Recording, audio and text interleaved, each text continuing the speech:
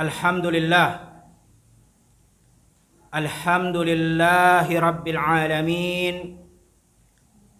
Wa bihi nasta'inu ala umuri dunya waddin. Wassalatu wassalamu ala rasulina Muhammad ibni Abdullah wa ala alihi wa ashabihi wa man walah, amma ba'd. Alhamdulillah, selalu kita memuja dan memuji Allah Subhanahu wa taala atas segala nikmat-nikmat dan karunia-karunia yang sangat banyak yang telah Allah berikan kepada kita. Begitu pula selalu salawat dan salam kita panjatkan, kita junjungkan kepada Nabi kita, Nabi yang mulia, Nabi Muhammad sallallahu alaihi wasallam, dan kepada keluarga-keluarganya dan para sahabat-sahabatnya, karena semua telah Allah katakan radhiyallahu anhum wa radu'an. Allah telah ridha kepada mereka semua dan mereka semua pun telah ridha kepada Allah Subhanahu wa taala. Hadirin para ummahat wal akhwat yang dimuliakan oleh Allah Subhanahu wa taala, kita lanjutkan kajian kita pada kitab Fiqh Sunnah lin Nisa, yaitu fikih sunnah untuk wanita yang disusun oleh Abu Malik Kamal bin Said Salim. Semoga Allah Subhanahu wa taala menjaganya, hafizahullahu taala. Dan di pertemuan yang terakhir kita telah mengambil sedikit daripada bagian kitab Thaharah, yaitu kitab tentang taharah. Dan insya Allah pada pertemuan kali ini kita akan melanjutkan kembali apa yang tersisa daripada pembahasan tentang Kitabu At-Taharah. Qala al-muallif rahimahullahu ta'ala, berkata penulis yaitu Asy-Syaikh Abu Malik Kamal bin Said Salim hafizahullahu ta'ala, ahkamul miyah wa ma takunu bihi taharah, atau ma yatatahharu bihi, yaitu tentang bagian-bagian daripada air yang bisa dijadikan sebagai bersuci. Dan di sini kita lanjutkan kajian kita. Kata penulis, wa miyahu naw'an, karena sebagian telah kita bahas di pertemuan yang lalu dan kita terakhir sekali berhenti di bab pembahasan tentang wal miyahu naw'an, yaitu air itu terbagi menjadi dua. Yang pertama al-ma'ut tahur, air yang suci lagi mensucikan. Seperti apa itu? Bagian pertama, air yang suci lagi mensucikan. Seperti apa? Dijelaskan oleh penulis, wa huwal baqi 'alal asli khalqatihi, yaitu air yang tetap masih seperti awal bentuknya. Artinya sebagaimana dia diciptakan oleh Allah Subhanahu wa taala, belum sama sekali dicampuri dengan hal-hal apapun. Khalqatihi yang dimaksud sesuai daripada wujud aslinya, dan wujud air itu ada tiga. Yang pertama adalah warnanya, ini sifat air ya, warnanya, kemudian baunya, dan rasanya. Jadi tidak ada perubahan di tiga hal atau tiga sifat air tersebut: warnanya, baunya, dan rasanya. Nah, itulah air yang suci lagi mensucikan. Wa huwa kullu ma nabigha minal ard au nazala minas sama. Dan lebih detail lagi, yaitu semua air yang dikeluarkan oleh bumi dan semua air yang Allah turunkan dari langit. Ini definisi secara lebih detailnya lagi. Pertama, dia tidak tercampur dengan apapun, artinya tidak berubah, masih sesuai dengan apa yang Allah Subhanahu wa taala ciptakan. Dan lebih detail lagi, seperti apa air itu? Seperti air yang dikeluarkan oleh bumi dan juga seperti air yang turun dari langit. Dalilnya apa? Ada dalilnya, karena kita sudah sampaikan di pertemuan yang lalu bahwasannya setiap kita mempelajari ilmu, dan ilmu itu adalah Al-Quran dan hadis, artinya harus didatangkan bagian daripada dalil, baik itu Al-Quran maupun hadis Nabi SAW. Itulah baru disebut dengan ilmu. Ilmu itu apa yang berkaitan dengan dalil, dan dalil itu adalah Al-Quran dan hadis Nabi SAW. Dalilnya mana? Dalil bahwasannya seluruh air yang Allah keluarkan dari muka bumi, begitu juga Allah turunkan dari langit, itu adalah air yang suci lagi mensucikan. Kata Allah Subhanahu wa taala dalam surah Al-Anfal ayat 11, "Wa yunazzilu 'alaikum minas sama'i ma'an liyutahhirakum bih." Kata Allah, dan kami turunkan untuk kalian dari langit air agar kalian bisa bersuci dengannya. Wa yadkhulu fi hadha miya'ul anhar was-suluj wal barat wal abar hatta wa in taghayyara bitulil muksihi aw bi mukhalatati tahirah la yumkinu saunuhu anhu. Maka kata penulis yaitu Syekh Abu Malik Kamal bin Said Salim, masuk di dalam dalil tadi surat Al-Anfal ayat 11, masuk ke dalamnya juga berupa air sungai.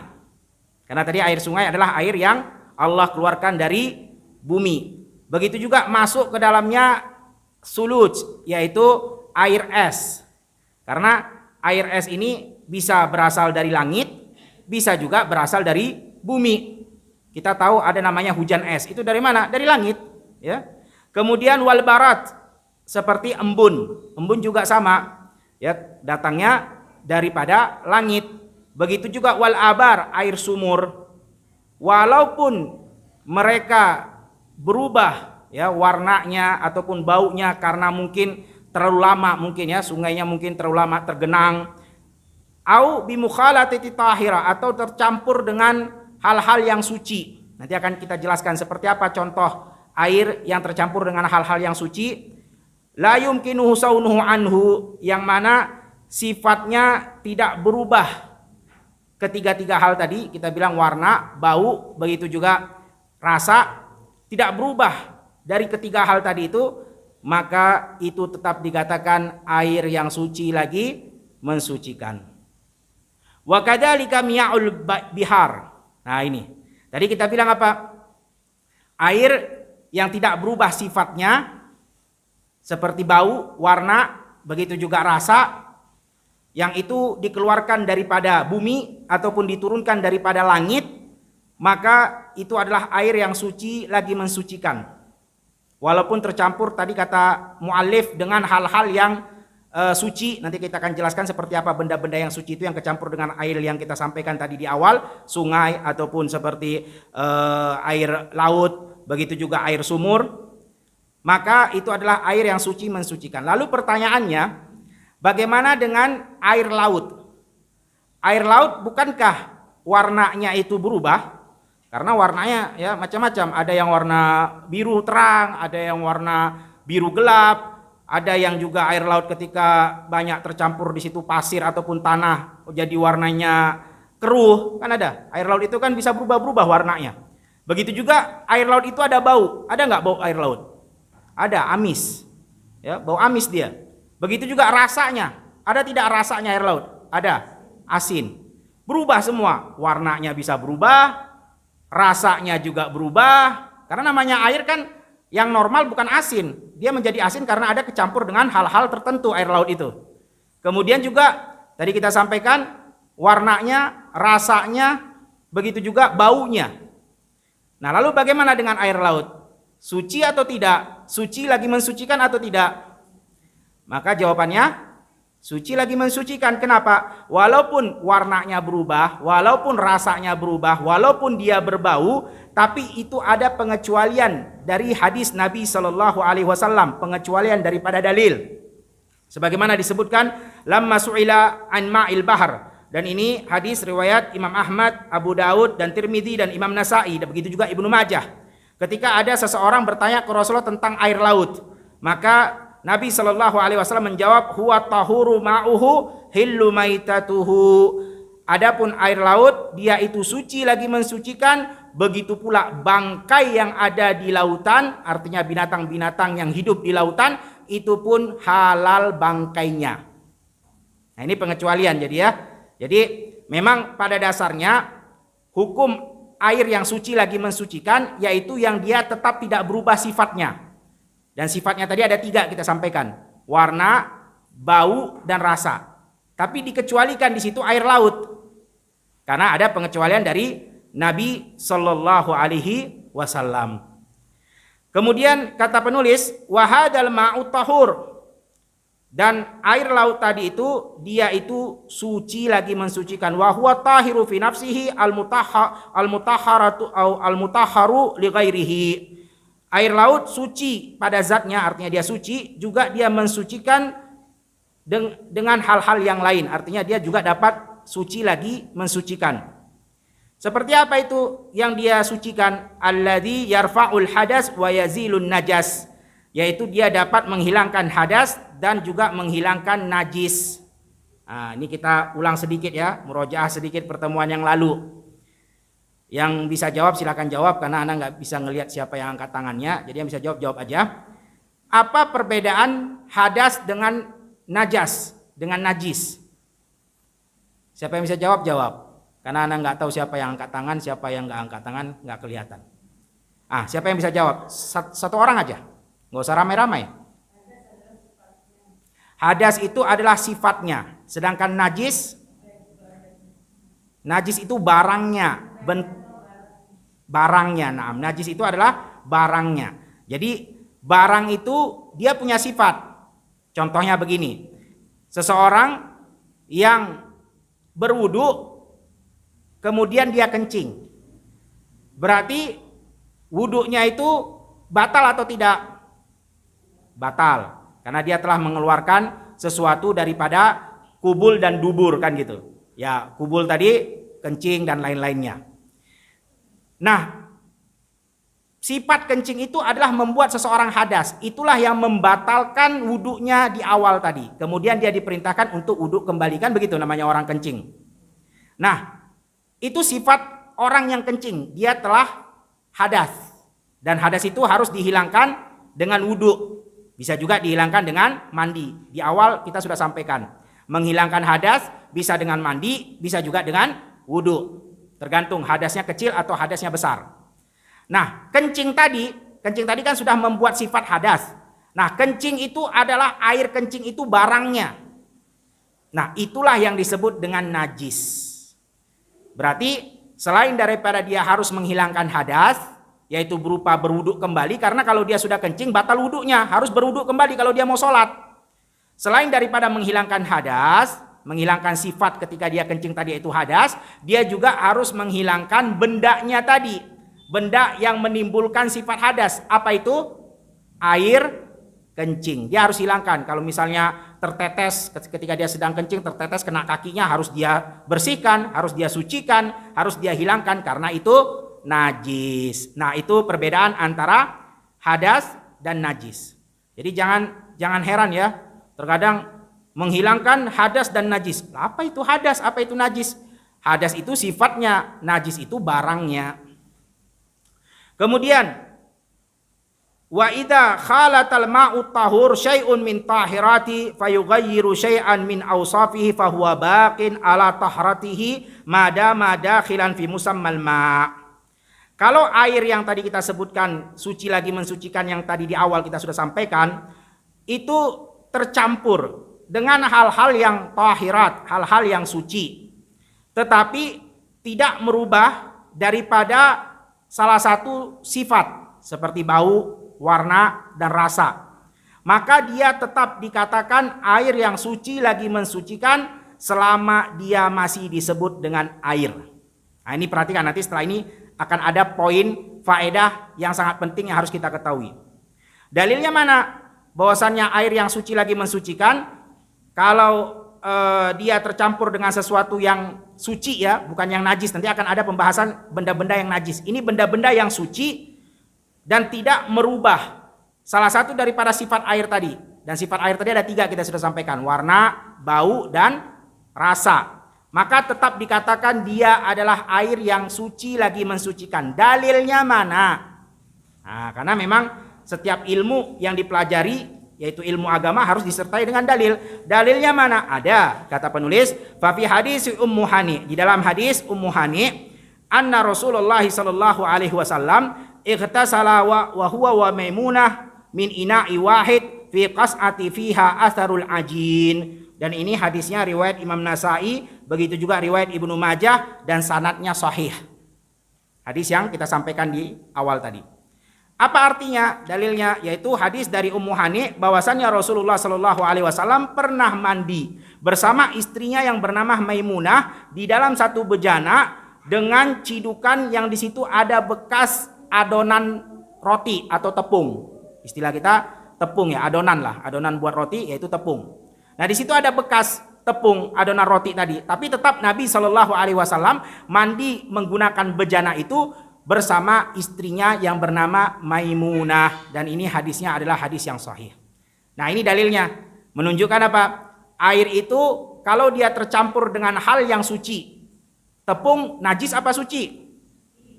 Suci tepung itu. Kalau najis nggak mungkin kita pakai buat makanan, mengolah adonan roti dan lain-lain ya.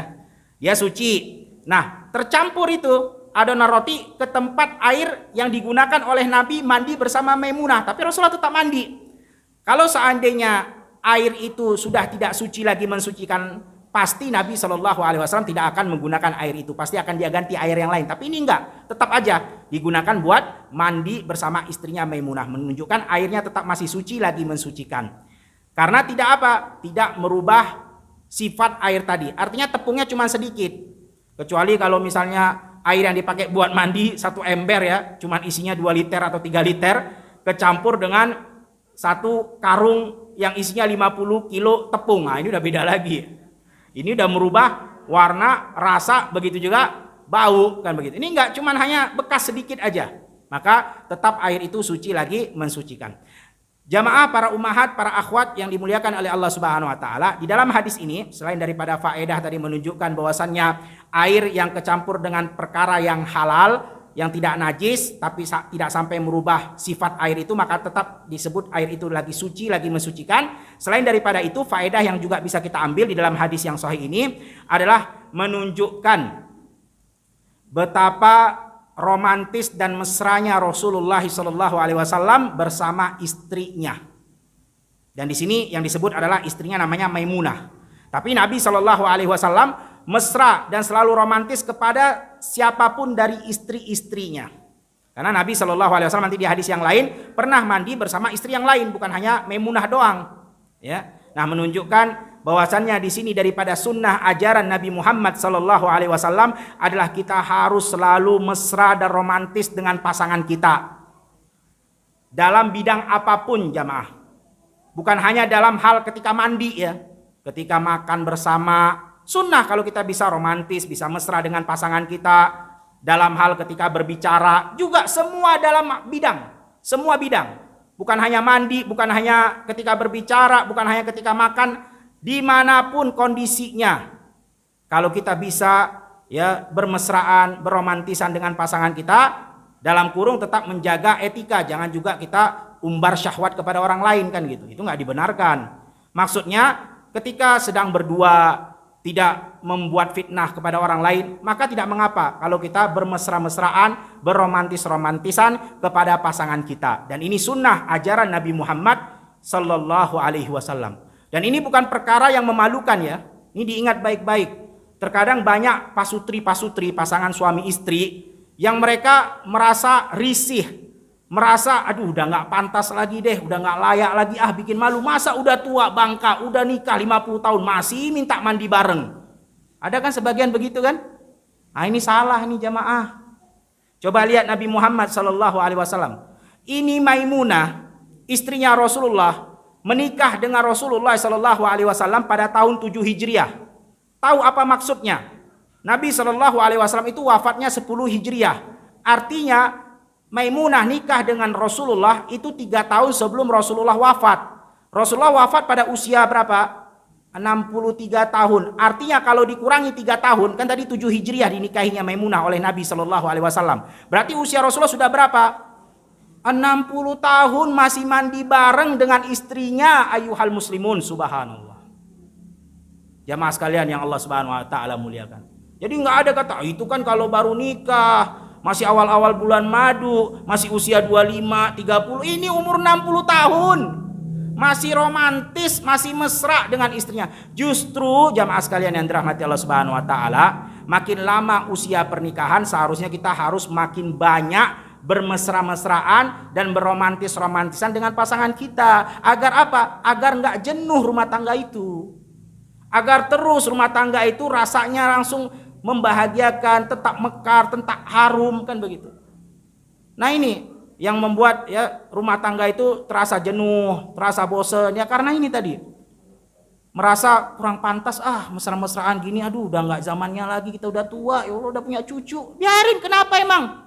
Yang penting jangan di depan anak dan istri kalau kita mau jangan di depan anak atau cucu kalau kita mau mandi bareng di kamar mandi kan gitu. Jangan di depan mereka lah. Ya tunggu mereka main dulu mungkin di luar sana ya nggak apa-apa kita berdua. Itu jamaah sekalian yang dirahmati Allah Subhanahu wa taala. Jadi jangan ada kata udah nggak pantas lagi lah, masa udah kakek-kakek udah nenek-nenek begini. Rasulullah 60 tahun masih begitu dengan istri-istrinya karena memang itu adalah sunnah ajaran yang diajarkan oleh Nabi Muhammad sallallahu alaihi wasallam. Kemudian kata muallif, wa amma idza khalatahu tahirun fa akhrajahu anil musammama fala yajuzu haina idin tatahharu bihi ka idafati syai masalan ila ma'i fa innahu yang yanqaluhu ila musamma syai wa laysa ma'an falam yajiz tatahharu bihi. Jadi disebutkan oleh penulis, tapi kalau seandainya air yang suci lagi mensucikan tadi itu mengeluarkan dia dari namanya air, seperti contohnya tercampur ke daun teh, maka berubahlah air itu warnanya, rasanya, begitu juga baunya, maka itu sudah dinamakan dengan teh, bukan lagi dengan air yang boleh bersuci dengannya. Nah ini pelajaran buat kita nih, faedah yang tadi kita sampaikan di awal. Bahwasanya penulis akan memberikan kita beberapa faedah penting. Jadi jamaah yang dimuliakan oleh Allah Subhanahu wa taala, ini sebenarnya ya kalau kita pakai bahasa Arab memang nggak sesuai dengan bahasa Indonesia. Jadi kalau bahasa Indonesia itu kan apa-apa semua dinamakan dengan air kan gitu. Ini air kopi kan gitu. Ini air teh kan gitu. Ini air soda. Apa-apa semua dibilang air. Ya kalau kecampur dengan teh namanya air teh, kecampur dengan kopi namanya air kopi kan gitu. Kecampur dengan susu namanya air susu kan gitu. Padahal dalam bahasa Arab namanya air itu kalau tidak tercampur dengan apapun yang merubah sifat dia, yaitu warna, bau dan juga rasa, baru itu disebut dengan air. Tapi kalau sudah tercampur dengan daun teh contohnya, itu bukan air, namanya teh dalam bahasa Arab. Nah ini biar kita paham ya.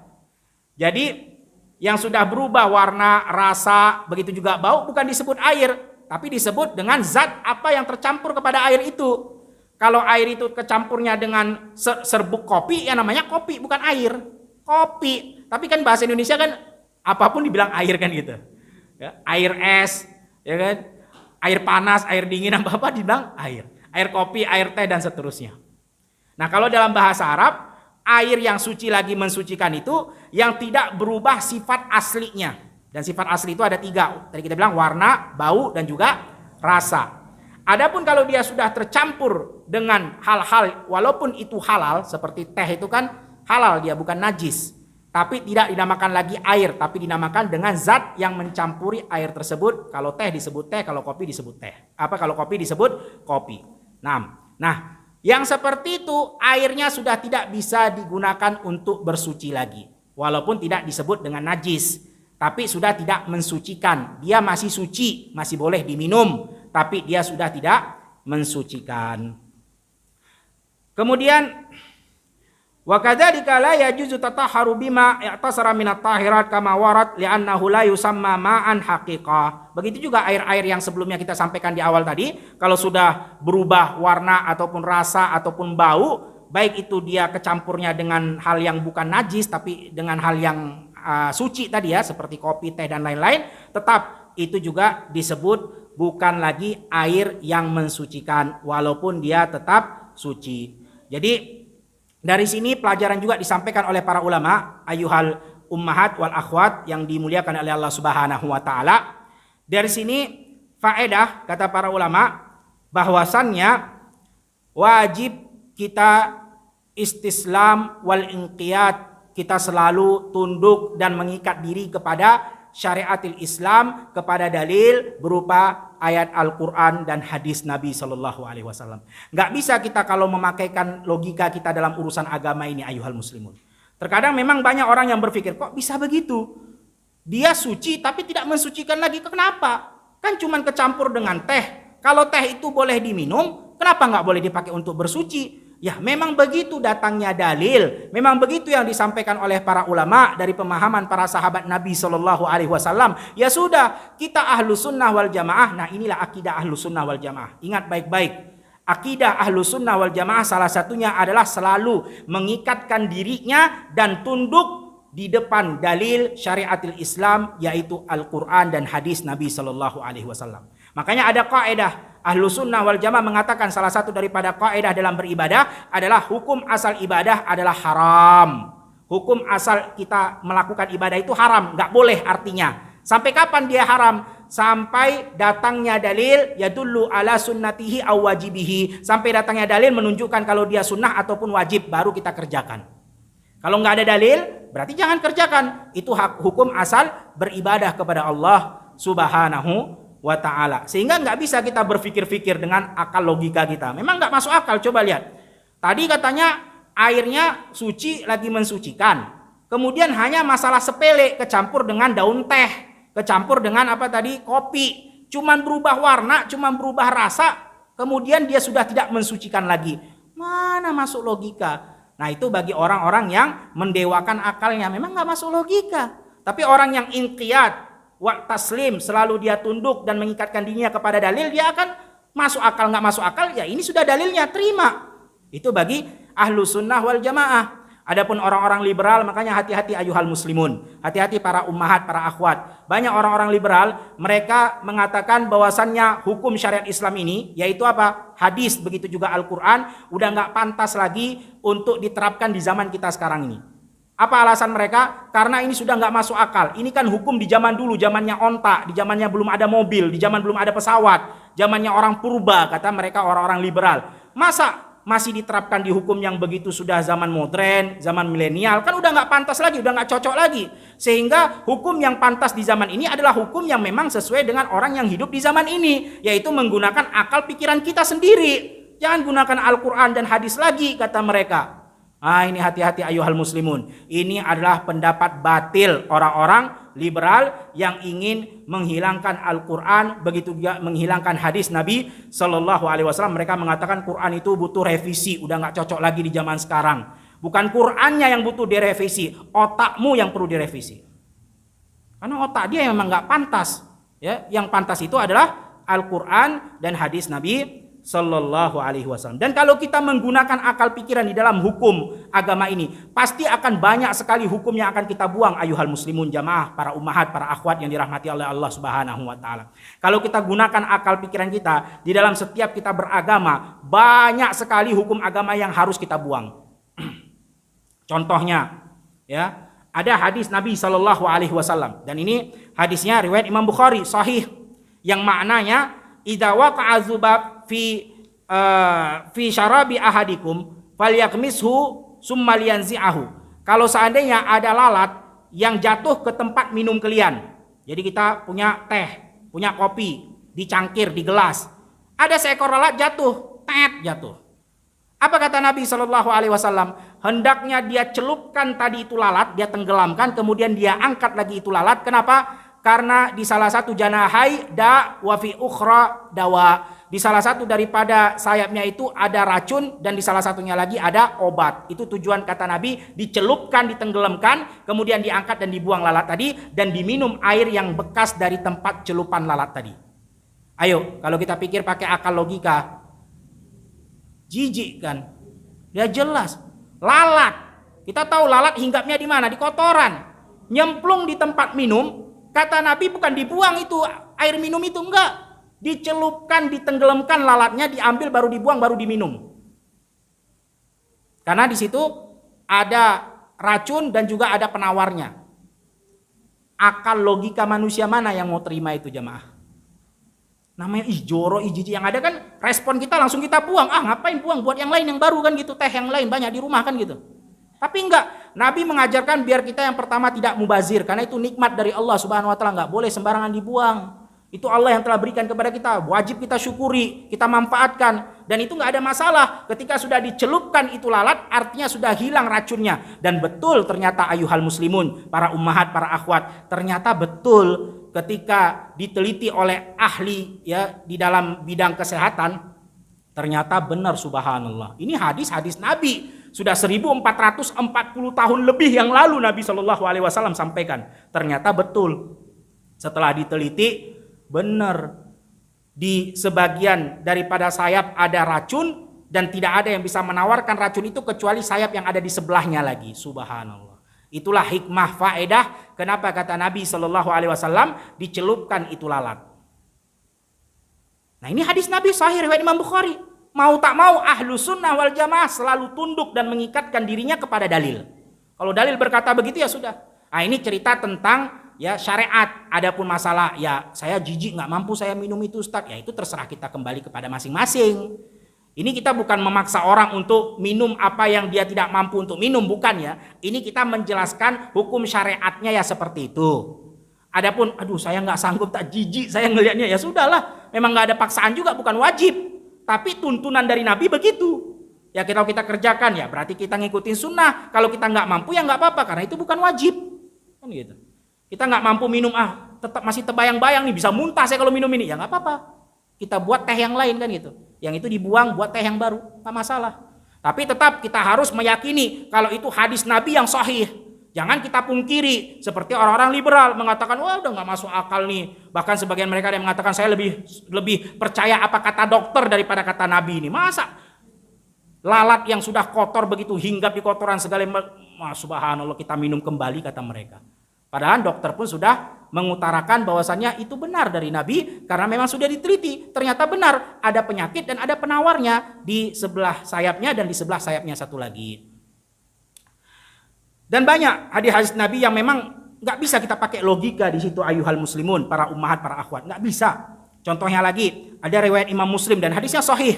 Apa Nabi Shallallahu Alaihi Wasallam menjadikan salah satu obat adalah susu onta dan kencing onta. Subhanallah. Antum tahu onta? Onta itu kan ya mirip-mirip sapi lah besarnya kan gitu. Tapi beda ya, sapi beda, onta beda. Ini khusus buat onta. Ya, tapi biar kita tahu onta itu seperti apa kan? Nah, itu susunya kata Rasulullah Shallallahu Alaihi Wasallam jadi obat kalau diminum, begitu juga kencingnya jadi obat kalau diminum. Dan ini riwayat Imam Muslim sahih. Coba logika mana yang bisa menerima ini? Kencing onta. Ya. Subhanallah, ada pernah dulu waktu kita masih di Arab Saudi, di Mekah, ada jamaah umroh. Dia datang, ya ketika itu kita membimbing ibadah hajinya ya. Dia datang ke kita mengatakan, Ustaz, saya barusan tadi ke kandang onta, saya minum kencingnya onta Ustaz. Kata pengembala itu, obat dari Nabi Shallallahu Alaihi Wasallam. Saya bilang iya memang itu hadis Nabi Shallallahu Alaihi Wasallam. Tapi kok rasanya kok gimana gitu ya, mau muntah saya minumnya. Saya takutnya jangan-jangan bukan kencing onta yang dia minum, kencing pengembala aja deh. Tapi ya tetap itu sahih hadisnya. Kencing onta itu obat. Tapi ya kita katakan tadi itu hadis Nabi yang sahih. Kalau kita mau minum ya silahkan minum, itu adalah hadis Nabi yang sahih. Tapi kalau kita nggak sanggup ya memang bukan kewajiban. Tapi jangan juga kita katakan oh itu bukan hadis Nabi, itu palsu, itu bukan ajaran Rasul, kita tentang itu ajaran Nabi. Itu nggak benar. Ya kalau kita nggak sanggup minum, ya nggak apa-apa, bukan kewajiban. Tapi jangan juga kita katakan, nggak benar itu. Berarti kita sudah mendustakan hadis Nabi Shallallahu Alaihi Wasallam. Hati-hati, bahaya. Berarti mendustakan agama, ajaran Rasulullah. Karena itu hadisnya sahih. Ya kita yakini, ya itu memang benar. Ya sudahlah. Tapi saya nggak sanggup minum, ya cari obat yang lain, nggak masalah. Kan gitu. Baik. Nah ini ya, jadi hati-hati. Hati-hati kalau kita ya beragama, kalau kita bercerita tentang ilmu, dan ilmu tadi sudah kita sebutkan adalah Al-Quran dan hadis, maka selalu kaidahnya adalah inqiyad wa taslim, selalu kita tunduk dan ikatkan diri kita kepada dalil yang sahih tersebut. Udah ya, jangan pakai akal pikiran kenapa kok begini, kenapa kok begini. Kalau memang bisa kita berpikir, bisa kita mendapat hikmah di balik daripada itu, alhamdulillah. Tapi kalau tidak, maka hukum asalnya adalah sami'na wa ata'na, dengar dan taat, yakini kalau itu benar. Kalau memang itu bukan kewajiban, ya terserah. Kalau mau kerjakan ya alhamdulillah, nggak kerjakan juga nggak masalah. Tapi ingat, jangan kita pernah menolak hadis yang sahih tersebut. Apalagi kita mengatakan kalau itu nggak benar, subhanallah. Ya. Dan banyak lagi kalau kita mau sampaikan ya tentang syariat-syariat Islam yang nggak bisa kita gunakan logika di situ. Sekarang nih satu lagi, biar kita paham pentingnya kita selalu tunduk dan taat kepada dalil. Ada syariat Islam, gak usah jauh-jauh, yang setiap hari kita kerjakan. Contohnya seperti apa? Seperti ketika buang angin, maka kita diperintahkan untuk berwudu kembali ketika akan sholat. Kenapa? Karena orang yang buang angin, wudunya sudah batal. Kan begitu. Sekarang coba pikirkan dengan logika, dengan akal kita yang kita anggap sempurna, yang sebagian orang mendewakan akal ini. Di mana ada logikanya? Namanya orang buang angin yang dibuang dari belakang. Kemudian diperintahkan kembali untuk menyiram muka, menyiram tangan, menyiram kepala, kaki dan seterusnya daripada anggota wudhu. Di mana logikanya itu? Padahal yang bersalah adalah bagian anggota yang di belakang yang mengeluarkan angin tadi. Muka tidak bersalah, tangan tidak bersalah. Bahkan dia baru 1 menit yang lalu orang itu berwudu. Kemudian buang angin, disuruh siram lagi wajahnya. Yang baru 1 menit yang lalu disiram, disuruh siram lagi. Disuruh siram lagi kepalanya, disuruh siram lagi tangan dan kakinya dan seterusnya anggota wudunya. Ayo, logika mana yang bisa memikirkan hal itu? Kalau ngikutin logika saya nggak terima itu syariat Islam. Yang salah bagian belakang bokong, kenapa bokong nggak dibasuh? Ada nggak anggota wudhu adalah bokong? Nggak ada. Kalau ada yang bilang itu mazhabnya mazhab sendiri itu. Wah enggak Ustaz, saya anggap bokong adalah bagian anggota wudhu. Berarti dia bermazhab. Padahal 4 mazhab nggak ada yang mengatakan itu. Berarti dia mazhab dia sendiri. Nggak ada. Keempat mazhab tidak ada mengatakan bokong adalah anggota wudhu yang harus diwudhukan ketika dia buang angin. Nggak ada. Yang ada wajah, tangan, kepala, kaki dan seterusnya. Coba kalau kita pakai logika kita, nggak masuk di akal kan? Apakah kita buang itu hukum syariat Islam? Nggak kita benarkan? Ya enggak lah. Akal kita yang kita buang, kita tunduk dan patuh kepada dalil. Itulah sikap akidah keyakinan ahlu sunnah wal jamaah di dalam beribadah, di dalam menjalankan agama ini, di dalam menjalankan syariat Islam dari Allah dan Rasulnya. Kemudian kata mu'alif yang kedua, tadi kan air yang suci lagi mensucikan, udah selesai. Sekarang bagian air yang kedua, yaitu air al-ma'un najis, air yang najis. Apa itu air najis? Huwallazi khalatatahu najasatun wa asarat fi ahadi awsafihi. Air najis itu dia adalah yang tercampur dengan najis. Jadi airnya itu sudah tercampur dengan najis dan merubah salah satu daripada sifat air tadi yang kita sebutkan di awal. Ada berapa? Ada 3. Warna, bau, dan rasa. Nah, air itu sudah tercampur dengan najis dan merubah salah satu daripada sifat air itu, maka itulah disebut dengan air najis. Masailu tata'allaq bi ahkamil miyah. Ada beberapa pembahasan yang berkaitan dengan hukum-hukum air. Di sini disampaikan ada 2. Yang pertama, kata penulis, al-ma'u mutasakhit min a'dha'il wudu wa nahwihi baqin ala tahuriyatihi wa yajuzu an yatatahharu bihi marratan ukhra ma lam tatagayyaru raihuhu aw launuhu aw ta'muhu bi mukhalatatin najasatin faqad kana sahabah yaqtatiluna ala ma tasakhuti min wudu'in nabi sallallahu alaihi wasallam. Jadi yang pertama, perihal pertama pembahasan yang berkaitan dengan air. Yang pertama kata penulis yaitu air yang di situ terjatuh ataupun sisa-sisa daripada bekas wudhu orang lain. Nah, itu maksudnya. Jadi mutasakhitun yaitu air yang jatuh dari tetesan bekas daripada orang yang berwudhu. Maka itu tetap dikatakan airnya suci lagi mensucikan dan boleh kita bersuci dengan air itu untuk kedua kalinya. Selama tidak merubah baunya, warnanya, begitu juga rasanya dan tidak tercampur dengan najis. Faqad kana sahabah, dan dalil yang pertama kata penulis, dulu para sahabat Nabi Shallallahu Alaihi Wasallam itu berebutan untuk mengambil tetes bekas sisaan daripada wudhu Nabi Shallallahu Alaihi Wasallam. Ini dalil pertama. Dalil yang kedua, wa fi Sahih Bukhari, di dalam Sahih Bukhari, anna Nabiya Shallallahu Alaihi Wasallam kana yaftasilu wa huwa wa mar'ati minan wa mar'ati min nisaihi min ina'i wahidin. Dari riwayat Imam Bukhari bahwasanya Nabi Shallallahu Alaihi Wasallam itu pernah mandi dia dengan istrinya daripada salah satu daripada istri-istrinya di bejana yang sama, artinya satu bejana mandi, ya mandi janabah. Jadi dia Rasulullah dengan salah satu daripada istri-istri Nabi Shallallahu Alaihi Wasallam. Ini dalil yang kedua. Naam, ayuhal ummahat wal akhwat yang dimuliakan oleh Allah Subhanahu Wa Taala, tentang pembahasan yang pertama ini, kalau dalam hukum agama memang boleh. Dalam hukum syariatnya iya. Air itu tidak disebutkan dengan air najis dan dia masih dikatakan air suci lagi mensucikan walaupun itu bekas orang. Selama syaratnya tadi tidak merubah daripada salah satu sifatnya. Dan sifat air itu apa tadi? 3. Apa? Warna, bau, rasa. Nggak ada yang berubah salah satu dari 3 sifat itu. Jadi contohnya begini. Di bak mandi yang lumayan besar. Ya, kita atau suami kita ya sedang gendong anak bayi kan gitu. Tahu-tahu dikencingin, biasalah namanya anak bayi itu kencing ya di mana aja dia mau kencing kan gitu. Nah, kena tangan suami kita. Dan kita tahu suami pergi ke kamar mandi untuk menyiram membasuh bekas kencing anak tadi karena najis kan gitu. Anak laki-laki contohnya kan najis. Baik. Kemudian air yang ketika suami kita basuh, ada beberapa tetes jatuh ke bak mandi yang sama kan gitu.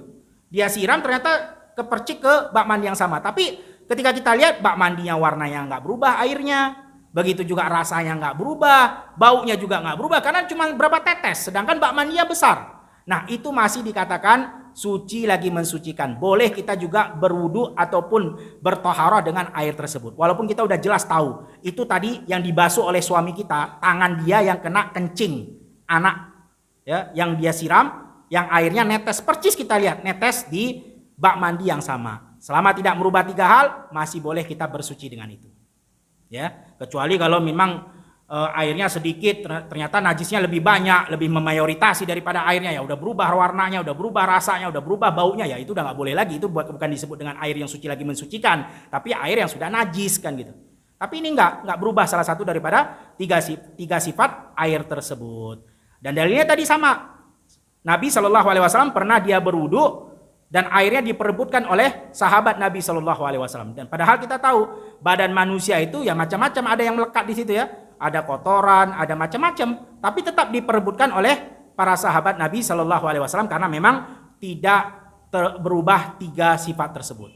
Di sini ayuhal ummahat wal akhwat ada beberapa faedah pelajaran yang bisa kita ambil. Nah ini nanti setelah selesai kajian kita ada tanya jawab. Anda punya hadiah yang bisa menjawab, insya Allah dapat hadiah. Nah, tapi kalau nggak dicatat, ya dia nggak bisa jawab lah. Ya. Tapi faedah yang pertama, bahwasannya perilaku para sahabat Nabi Shallallahu Alaihi Wasallam kepada Rasulullah ketika merebut air bekasnya Nabi Shallallahu Alaihi Wasallam itu hanya kekhususan untuk Nabi Muhammad Shallallahu Alaihi Wasallam. Jangan dipukul rata kepada orang lain. Ya. Nah ini banyak orang salah paham.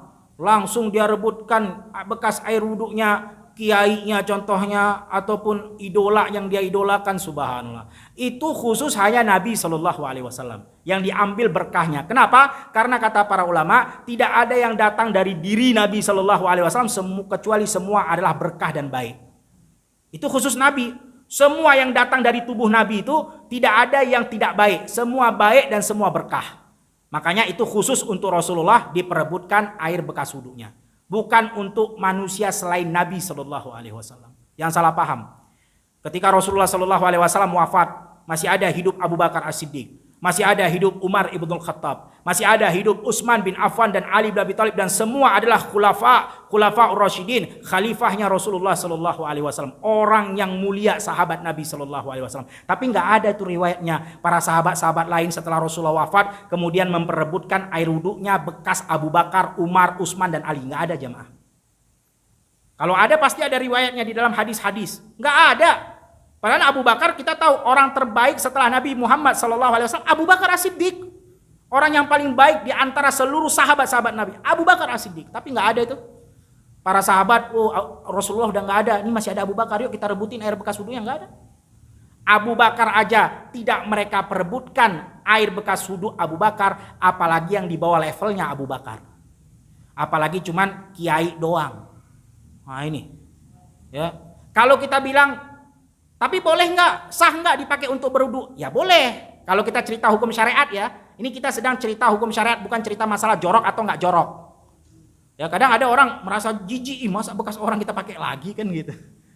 Lah kalau masalah jijik atau nggak jijik itu nanti ada pembahasannya sendiri, khobais, akan ada nanti babnya sendiri kita bahas insya Allah. Ini kita sedang membahas tentang hukum syariat air. Kalau dibilang boleh, boleh. Ya contohnya ya suami kita tadi kan, dia berwudu. Ya kan suami kita. Nah, suami kita habis kerja, mungkin habis nguli bangunan, macam-macam kan di badannya, ada keringat, ada kotoran, ada apa, macam-macam. Dia berwudu, wudunya tertetes ke bak mandi. Tapi nggak sampai merubah 3 sifat air tadi. Warna, bau, dan juga rasa. Kita pakai lagi, nggak apa-apa. Nggak apa-apa, boleh. Atau siapapun dia selain suami kita, nggak apa-apa. Asalkan tidak merubah 3 hal tadi. Itu kalau bercerita tentang boleh atau tidak. Tapi kalau bercerita tentang ini perilaku sahabat Nabi ini boleh nggak kita berikan kepada yang lain, direbutkan, ya, diambil berkahnya, maka itu hanya khusus untuk Nabi Sallallahu Alaihi Wasallam. Baik. Dan dalil yang kedua, sebagaimana telah kita sampaikan, bahwasanya Nabi pernah mandi dengan salah seorang daripada istrinya di bejana yang sama. Dan namanya orang mandi, bejananya cuma satu. Ya pastilah yang satu ambil air, yang satu ambil air, dan pasti kemungkinan besar air yang mereka pakai akan tercampur di dalam bejana tadi, namanya berdua, satu bejana, yang satu ciduk, yang satu mandi, yang satu siram, pasti akan ada namanya tetesan-tetesan itu, tapi tetap Nabi Shallallahu Alaihi Wasallam menggunakan air itu, menunjukkan air itu suci lagi mensucikan. Ini perihal yang pertama.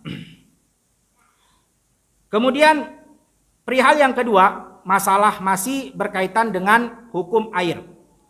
La tusallibu tahuriyati minal ma' bisyak li'annal asla taharah wa mata syakka bana ala yakin wa illam yatayaqqan taharatah la najasata wala najasatahu fayatawadda'u minhu bittifaqil ulama. Pembahasan perihal yang kedua disebutkan di sini, kita tidak bisa menghilangkan suci lagi mensucikannya air dengan masalah keraguan. Jadi nggak bisa kita hanya bermodal ragu, akhirnya kita katakan air itu sudah tidak suci lagi, tidak mensucikan. Nah, ini nggak bisa. Kenapa? Karena kata penulis, hukum asal suci lagi mensucikan itu dibangun atas keyakinan, bukan atas keraguan. Maka ketika kita yakin bahwasannya itu adalah suci lagi mensucikan dan kita tidak kelihatan jelas bagi kita kenajisannya, maka boleh kita berwudu dengan hal tersebut, dan ini ittifaq para ulama, disepakati oleh para ulama. Jadi contohnya nih, ini air, ya, air mineral, ya. Hukum asalnya kan kita yakin air mineral itu suci lagi mensucikan. Itu hukum asalnya, karena namanya air mineral baru kita beli di toko. Nggak mungkin kita ragu, namanya air mineral suci lagi mensucikan, itu hukum asalnya. Kemudian air mineral itu dituangkan ke ember contohnya, atau dituangkan ke bak mandi, ya, kecampur dengan air yang lain. Kita pergi beberapa saat ke pasar atau ke toko kemudian kita kembali. Setelah kita kembali, aduh, mulai ada bisikan-bisikan, kan biasanya ada gitu, ini tadi saya tinggal lumayan lama nih, 2 jam di sini, tergeletak begitu aja kan, di bak mandi kan gitu. Saya nggak tahu apa ada tikus kek atau ada apa kek, kotoran kek jatuh ke dalam nggak ya kira-kira ya. Kira-kira udah kecampur najis nggak ya? Saya nggak tahu, udah 3 jam saya pergi ke pasar, nggak ngerti saya apa yang terjadi selama 3 jam itu. Nah, itu namanya keraguan. Maka hukum asalnya, makanya kata para ulama, al aslu fi asya'i taharah. Hukum asal pada semua adalah suci lagi mensucikan, khususnya air. Hukum asalnya. Maka kalau kita ragu di kemudian hari, yaitu kemudian setelah kita tinggal maksudnya, maka kita kembalikan kepada hukum asal keyakinan tadi. Ya udah, kita pergi ke pasar, pergi ke toko, biarpun 3 jam, 4 jam, air mineral yang kita beli tadi udah kita tuang contohnya di ember, ya. Ya, hukum asal tadi kan kita bilang apa? Suci lagi mensucikan. Adapun keraguan yang datang setelah itu, kita kembalikan keraguan itu kepada keyakinan. Sehingga tetap kita katakan air itu suci lagi mensucikan. Selama memang keraguan kita itu tidak menunjukkan kepada bukti. Memang kita udah cek, ya rasanya apa nggak berubah, warnanya nggak berubah, baunya nggak berubah kan gitu. Nggak ada kita lihat bekas-bekas najis juga. Ya udah, hukum asal dikembalikan bahwasannya air itu adalah suci. Nah ini jamaah. Jadi hati-hati dengan keraguan. Karena kata Nabi SAW, dak ma yaribuka ila ma la yaribuk. Tinggalkan apa yang meragukanmu dan pergilah kepada apa yang membuat engkau yakin. Hukum asal sesuatu itu adalah suci lagi mensucikan. Ingat baik-baik, itu kaidah yang disampaikan oleh para ulama. Kemudian kita masuk kepada an-najasat allati waradan nasu biha. Adapun beberapa daripada najis-najis yang di situ datang dalil padanya. Jadi najis-najis yang memang sudah disepakati oleh para ulama dan ada dalilnya. Yang pertama dan yang kedua, jenis najis yang pertama dan kedua kata penulis yaitu ghaitul insan wa bauluhu. Kotoran manusia dan begitu juga kencingnya.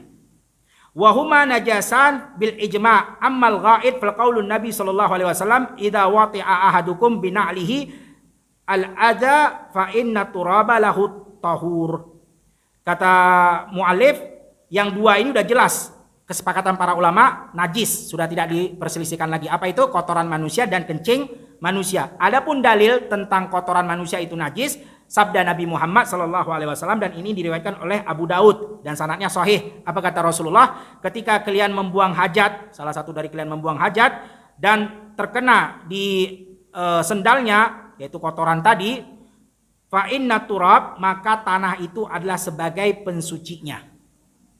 Di sini ya maksud dalil daripada yang disampaikan oleh penulis ingin menyampaikan kepada kita, kalau terkena kotoran sendal kita disuruh untuk sucikan, walaupun dapat kita sucikan dengan tanah tadi, walaupun bisa juga dengan air. Ya, karena kita sudah sampaikan di awal bahwasannya alat yang bisa kita gunakan untuk bersuci selain daripada air adalah debu dan tanah, kan begitu. Nah, ini menunjukkan apa? Kalau diperintahkan untuk kita bersuci daripada kotoran, menunjukkan berarti kotoran itu adalah najis. Karena kalau nggak najis nggak mungkin kata Nabi SAW, maka bersihkanlah, kan gitu. Maka sucikanlah, berarti menunjukkan dia adalah najis. Wal ahadisul amirah bil istinja. Begitu juga hadis-hadis yang banyak yang memerintahkan kita untuk cebok ketika kita membuang hajat. Artinya berarti najis. Karena kalau bukan najis ngapain dihilangkan, ngapain kita cebok, ngapain diperintahkan untuk bersuci, membersihkannya, kan begitu. Kemudian wa ammal baul fal hadisu Anas anna a'rabiyan bala fi masjid faqama ilaihi ba'dul qaum. Adapun dalil tentang najisnya kencing manusia yaitu hadis daripada Anas bin Malik bahwasannya ada seorang A'rabi datang ke masjid Rasulullah, Masjid Nabawi, dan dia kencing di dalam masjid. Subhanallah. Faqama ilaihi ba'dul qaum, maka ada beberapa sahabat yang melihat peristiwa itu, kejadian itu, langsung berdiri ingin mencegah ini seorang A'rabi sembarangan kencing di masjid. Faqala Nabi, maka Nabi waktu itu mengatakan, da'u wala tuzrimuh, biarkan dia, jangan kalian ganggu dia, jangan kalian usir dia, biarkan, jangan kalian maki, biarkan dia kencing, kata Rasulullah sallallahu alaihi wasallam. Qala falamma faraqada abidalwi min ma'i fasabbahu alaih. Dan ini riwayatnya Imam Bukhari dan Imam Muslim. Kemudian setelah A'rabi tadi selesai kencing di masjid Nabi SAW, kemudian Nabi meminta kepada para sahabatnya untuk mendatangkan air 1 ember, dan kemudian Nabi menyirami bekas kencing orang A'rabi tadi. Artinya apa? Artinya dibersihkan bekas kencingnya. Berarti menunjukkan kencing itu adalah najis. Karena kalau nggak najis nggak mungkin Nabi sallallahu alaihi wasallam bersihkan. Ngapain dibersihkan kalau seandainya najis itu adalah suci kan gitu. Nah, menunjukkan dibersihkan berarti najis adalah kencing. Baik.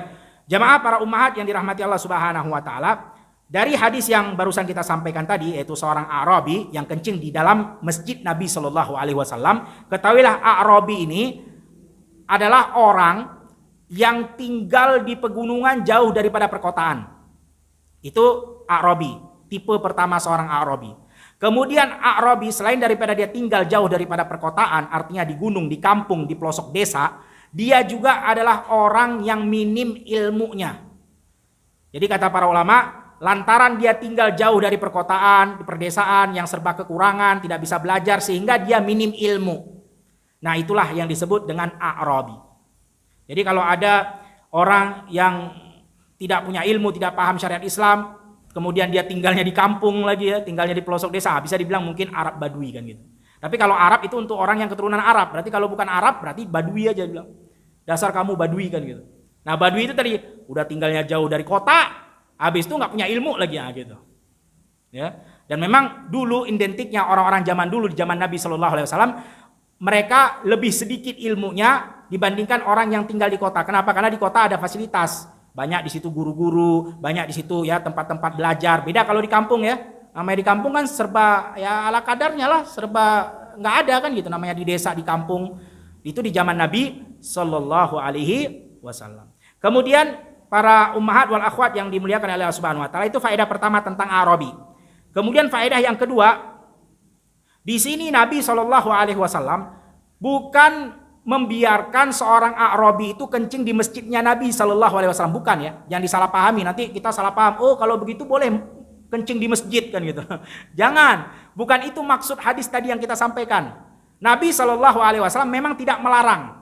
Bahkan para sahabat yang ingin mencegah A'rabi kencing tadi dilarang. Jangan ganggu, jangan kalian maki, jangan kalian pukuli, jangan. Biarin dia sampai dia puas kencing. Itu bukan berarti kencing di dalam masjid boleh. Ya, jangan sampai salah paham ya.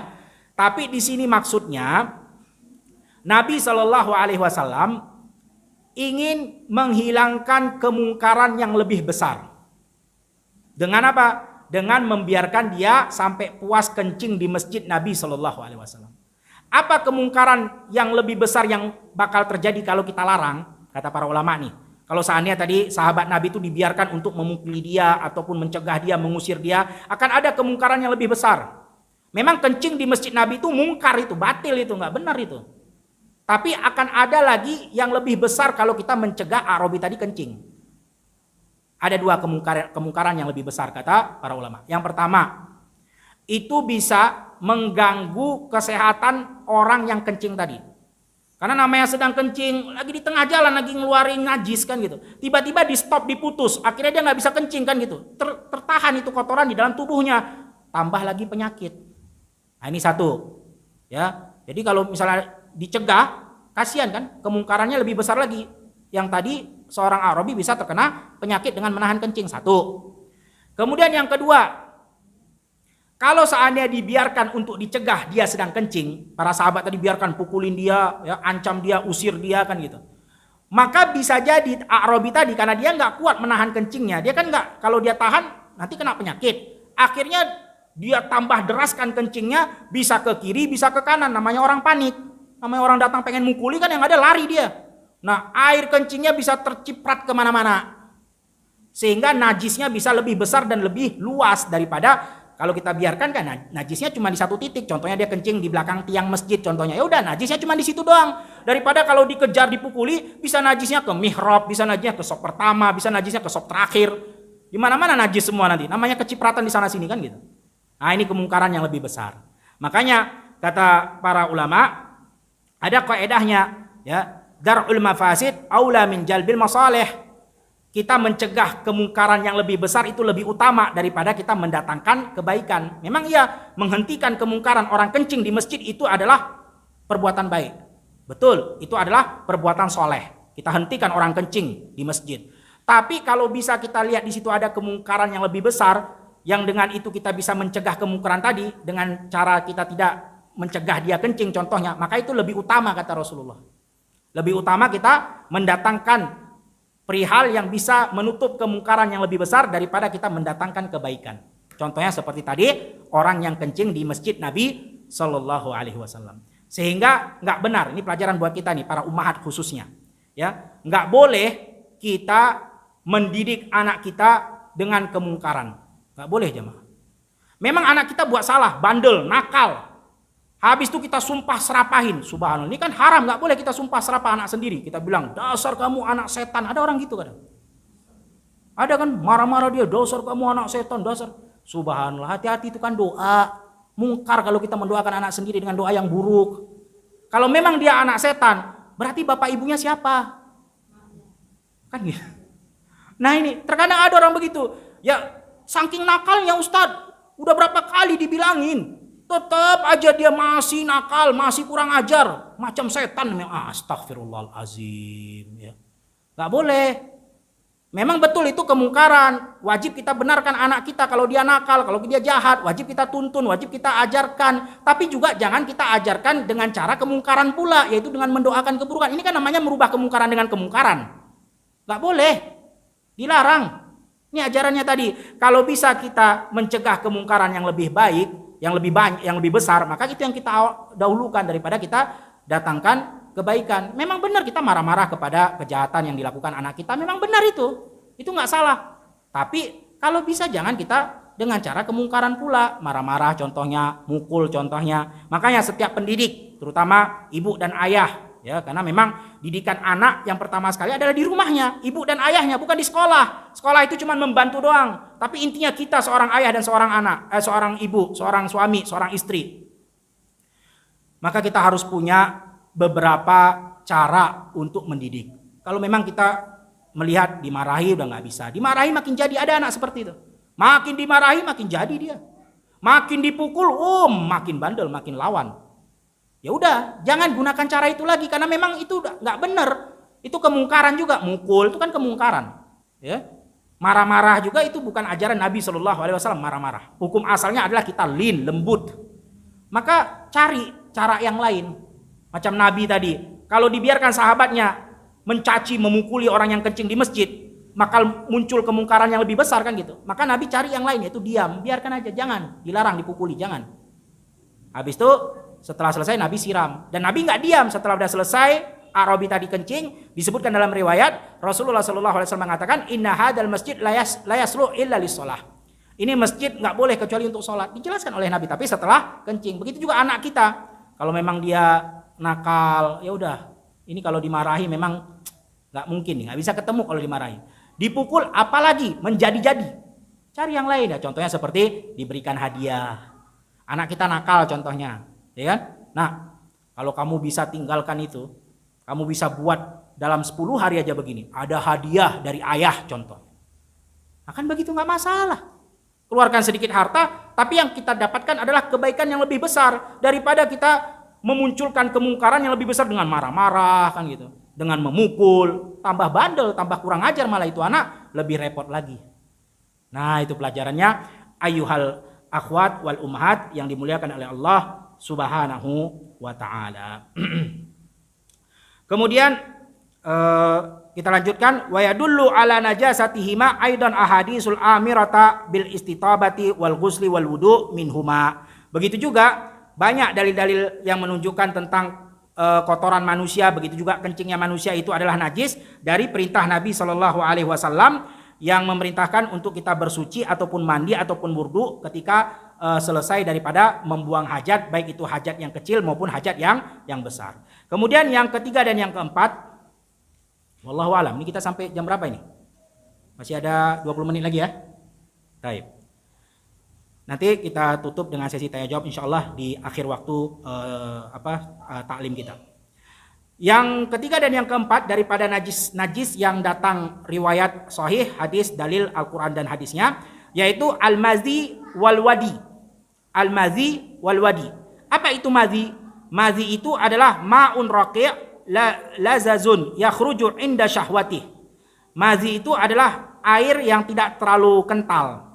Air yang ya nggak terlalu kental, tipis-tipis lah begitu, yang dia keluar ketika sedang syahwat. atau ketika sedang mulaibatin, ketika sedang bercumbu dengan istri atau dengan suaminya, au tadakkurul jima, atau ketika dia sedang menghayalkan ketika berjima, au iradati, atau ketika sedang akan melakukan jima, wala yakunu dafiqan wala yuaqibuhu futur, yang mana air madhi tadi tidak muncrat ya, tidak terlontar begitu, dan dia juga tidak membuat badan lemas. Jadi ketika keluar air madhi badan pelakunya nggak lemas ya, berbeda dengan mani. Wa rubbama la yuhassu bi khuruji, dan terkadang juga pelakunya tidak merasa kalau air madhi itu udah keluar dari dirinya. Memang ya dia kadang keluar begitu aja ketika sedang syahwat tanpa ada rasa letih, tanpa ada rasa lezat dan lain-lainnya. Wa yakunu lirrajuli wal mar'ah, dan ini ingat, banyak ada sebagian orang mengatakan oh itu khusus buat laki-laki aja, padahal tidak. Di dalam syariat yang benar, dalam syariat Islam itu terjadi untuk laki-laki dan untuk perempuan. Sama-sama punya mazi, mau laki-laki ataupun perempuan, keduanya punya air mazi. Wa huwa fin nisa'i aktsar, bahkan kata penulis Abu Malik Kamal bin Said Salim, bagi perempuan air mazi itu lebih banyak dibandingkan laki-laki.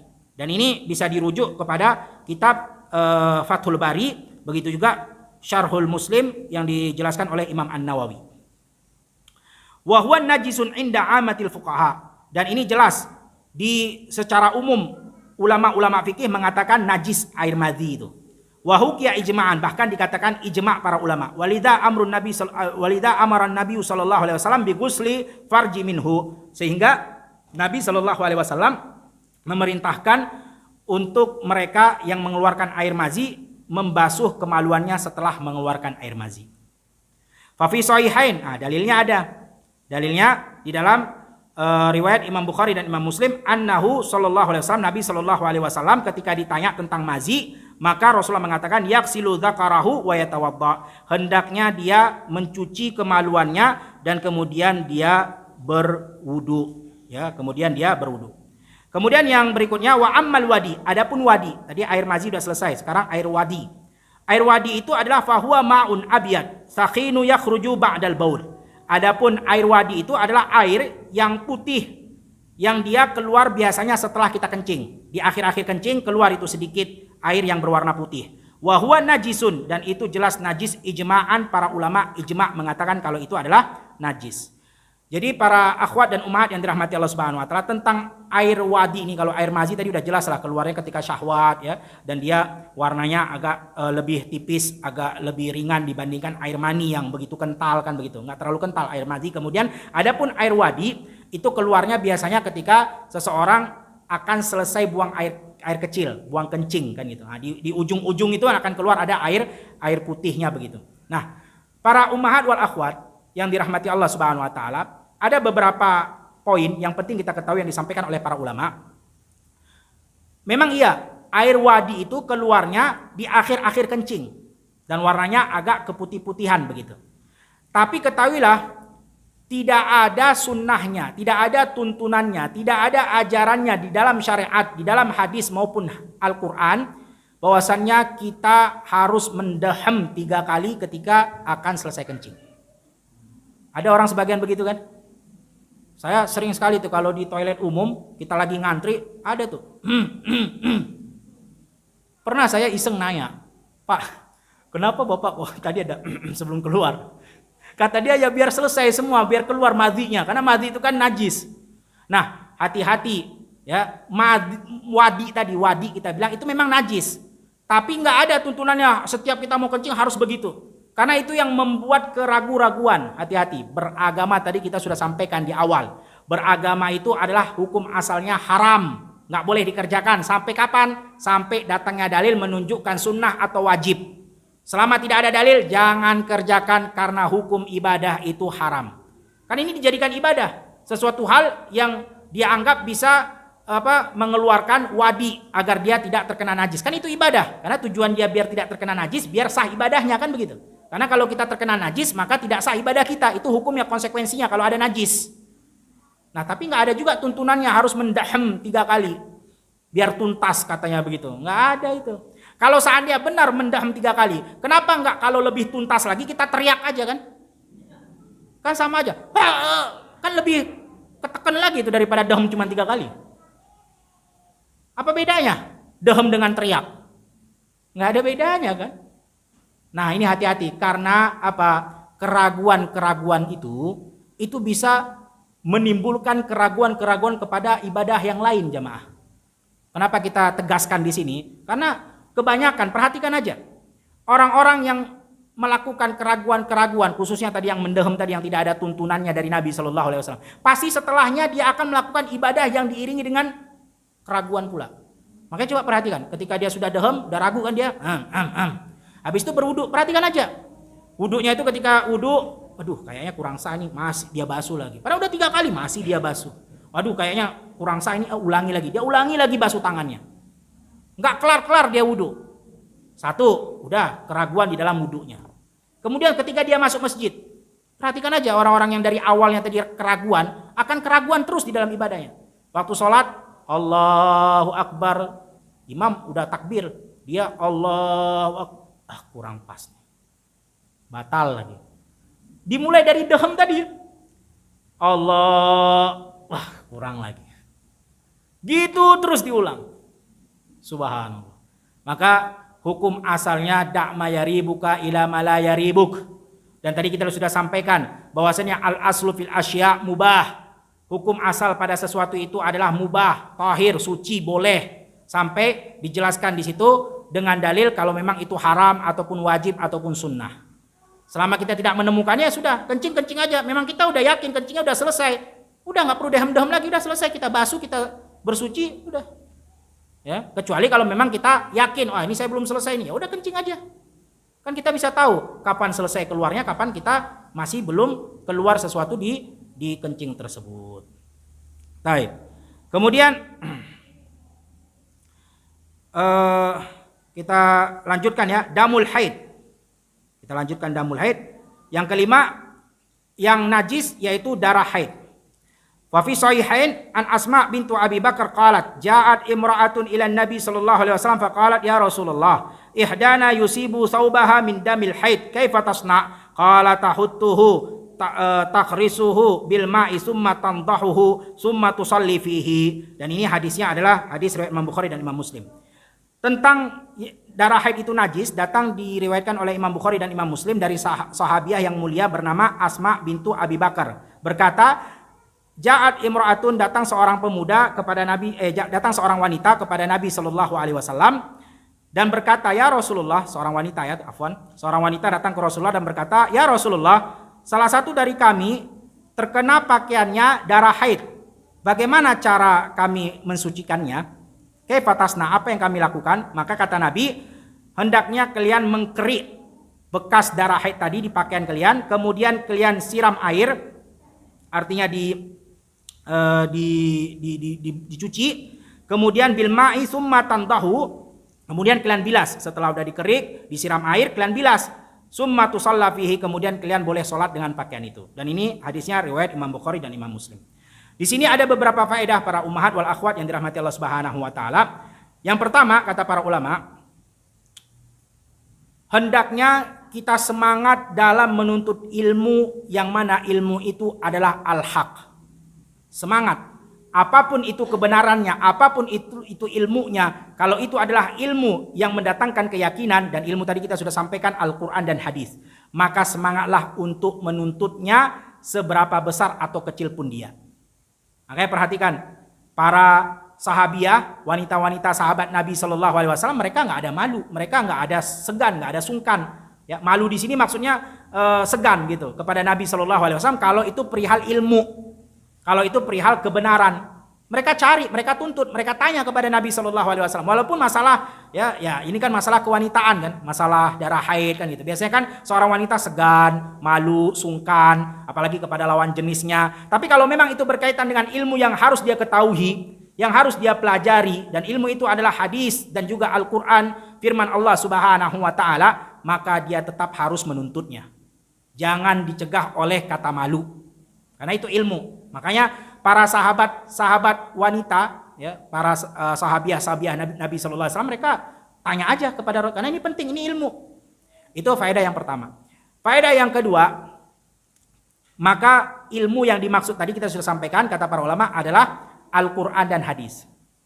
Jadi yang harus kita betul-betul semangat di sini adalah mempelajari ilmu. Ilmu apa? Ilmu Al-Quran dan hadis, karena itu yang dikatakan ilmu. Ilmu itu apa? Yang mendatangkan keyakinan. Dan kita tahu tidak ada yang lebih meyakinkan, bahkan tidak ada keraguan sama sekali kecuali hanya Allah dan Rasulnya. Siapa? Al-Quran dan hadis Nabi Sallallahu Alaihi Wasallam. Yang lain banyak keraguan, apalagi cuma ucapan-ucapan manusia, karangan-karangan manusia yang tidak mungkin salah, tidak mungkin ada keraguan, cuma Al-Quran dan hadis, dan itulah baru dikatakan ilmu, karena ilmu itu melahirkan keyakinan. Kalau ada orang dia punya ilmu tapi dia tidak muncul dalam dirinya keyakinan, masih ragu, masih oh ini mungkin bisa jadi, oh ini mungkin bisa jadi, maka itu bukan disebut dengan ilmu. Kemudian yang ketiga, faedah yang ketiga, hendaknya para wanita, para muslimah, mereka menjaga kesucian dan kebersihan diri mereka.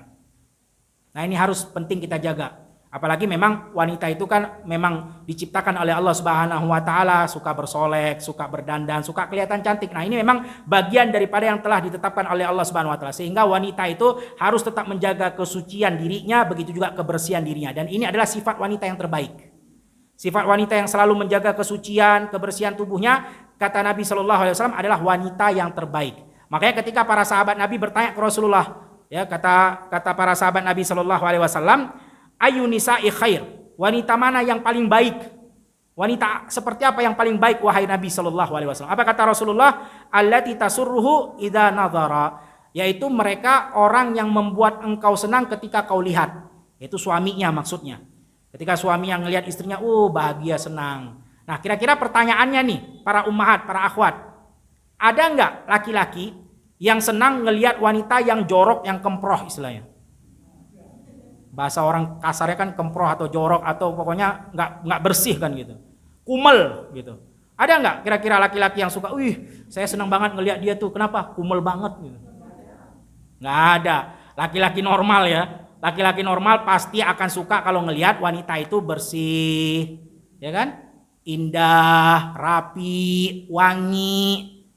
Nah, itu yang disuka sama laki-laki. Maka itulah sifat wanita yang terbaik, yang dia suka menjaga kesuciannya, begitu juga kebersihan tubuhnya. Kemudian qala Ibnu Abdul Bar.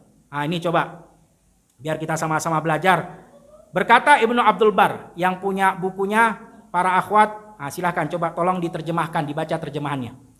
Siapa aja terserah, satu orang. Dari perkataan berkata Ibnu Abdul Bar, ada nggak? Ketemu nggak? Bahwasannya dihukumkan ke seluruh darah seperti darahnya haid, kecuali darah yang keluar sedikit. Ada nggak itu terjemahan itu? Setelah hadis Nabi Shallallahu Alaihi Wasallam yang mengatakan hendaknya dikerik, kemudian dibilas, dibasuh dan dibilas, kemudian kalian boleh sholat dengan pakaian itu. Setelahnya kan ada itu, setelah hadis itu. Nah itu coba tolong dibaca. Bagi yang bisa menemukannya, insya Allah ada yang bawa bukunya kan? Alhamdulillah kalau ada. Kalau ada yang bawa bukunya, tolong dibacakan terjemahannya. Dari hadis Nabi dan diriwayatkan Imam Bukhari dan Imam Muslim dari sahabat Asma bintu Abi Bakar. Coba. Nggak ada juga? Damul haid, darah haid.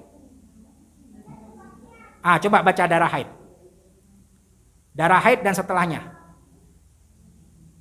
Siapa yang punya buku tolong. 6.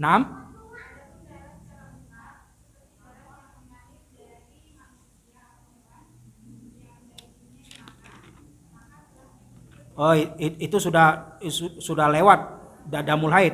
Sebelum itu ada tidak pembahasan damul haid? Masya Allah, ini berarti terjemahannya kurang nih. Lihat cetakannya tuh, sampaikan ke penerbitnya.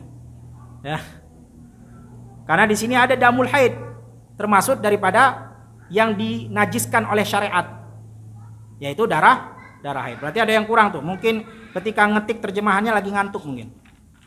Ya, baik. Di sini ya.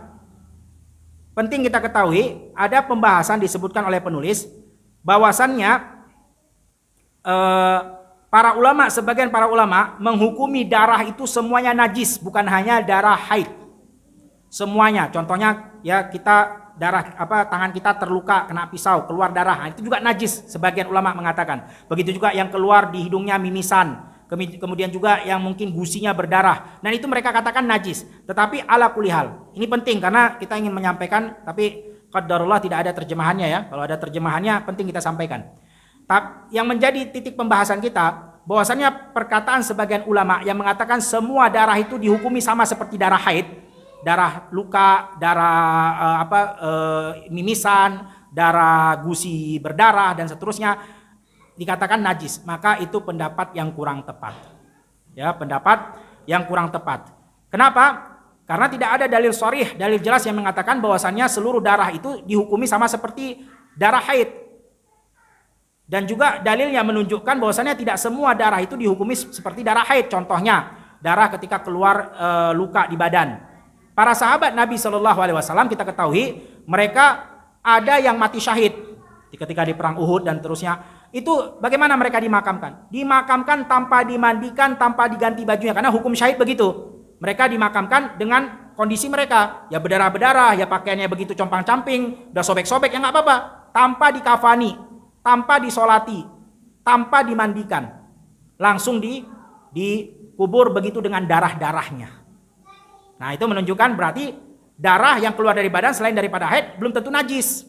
Kemudian juga dijelaskan di sini bahwasannya ketika perang ada sahabat Nabi SAW disebutkan dalam riwayat yang sahih, ketika dia berjaga malam itu sempat dipanah oleh musuh, kena kakinya berdarah, tapi sahabat itu tetap melanjutkan sholatnya. Dia sedang sholat tahajud di tengah malam, dipanah oleh musuh berdarah, tapi dia tidak menghentikan sholat tahajudnya. Menunjukkan berarti darah yang keluar dari tubuh selain daripada darah haid belum tentu najis. Karena kalau darah yang keluar dari tubuh seperti terluka dan lain-lainnya itu adalah najis, niscaya sahabat Nabi itu akan menghentikan sholatnya. Karena kan nggak boleh kita sholat dalam keadaan terkena najis.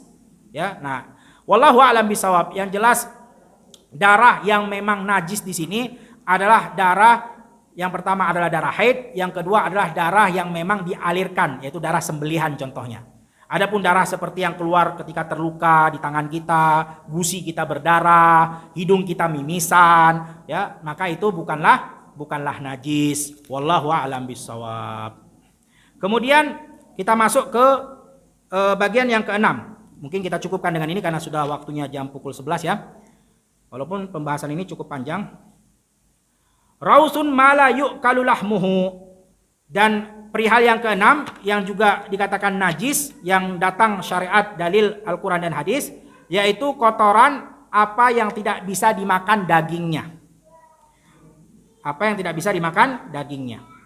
Fa'an Abdullah bin Mas'ud, dari Abdullah bin Mas'ud berkata, aradan Nabi sallallahu alaihi wasallam an yatabarraz.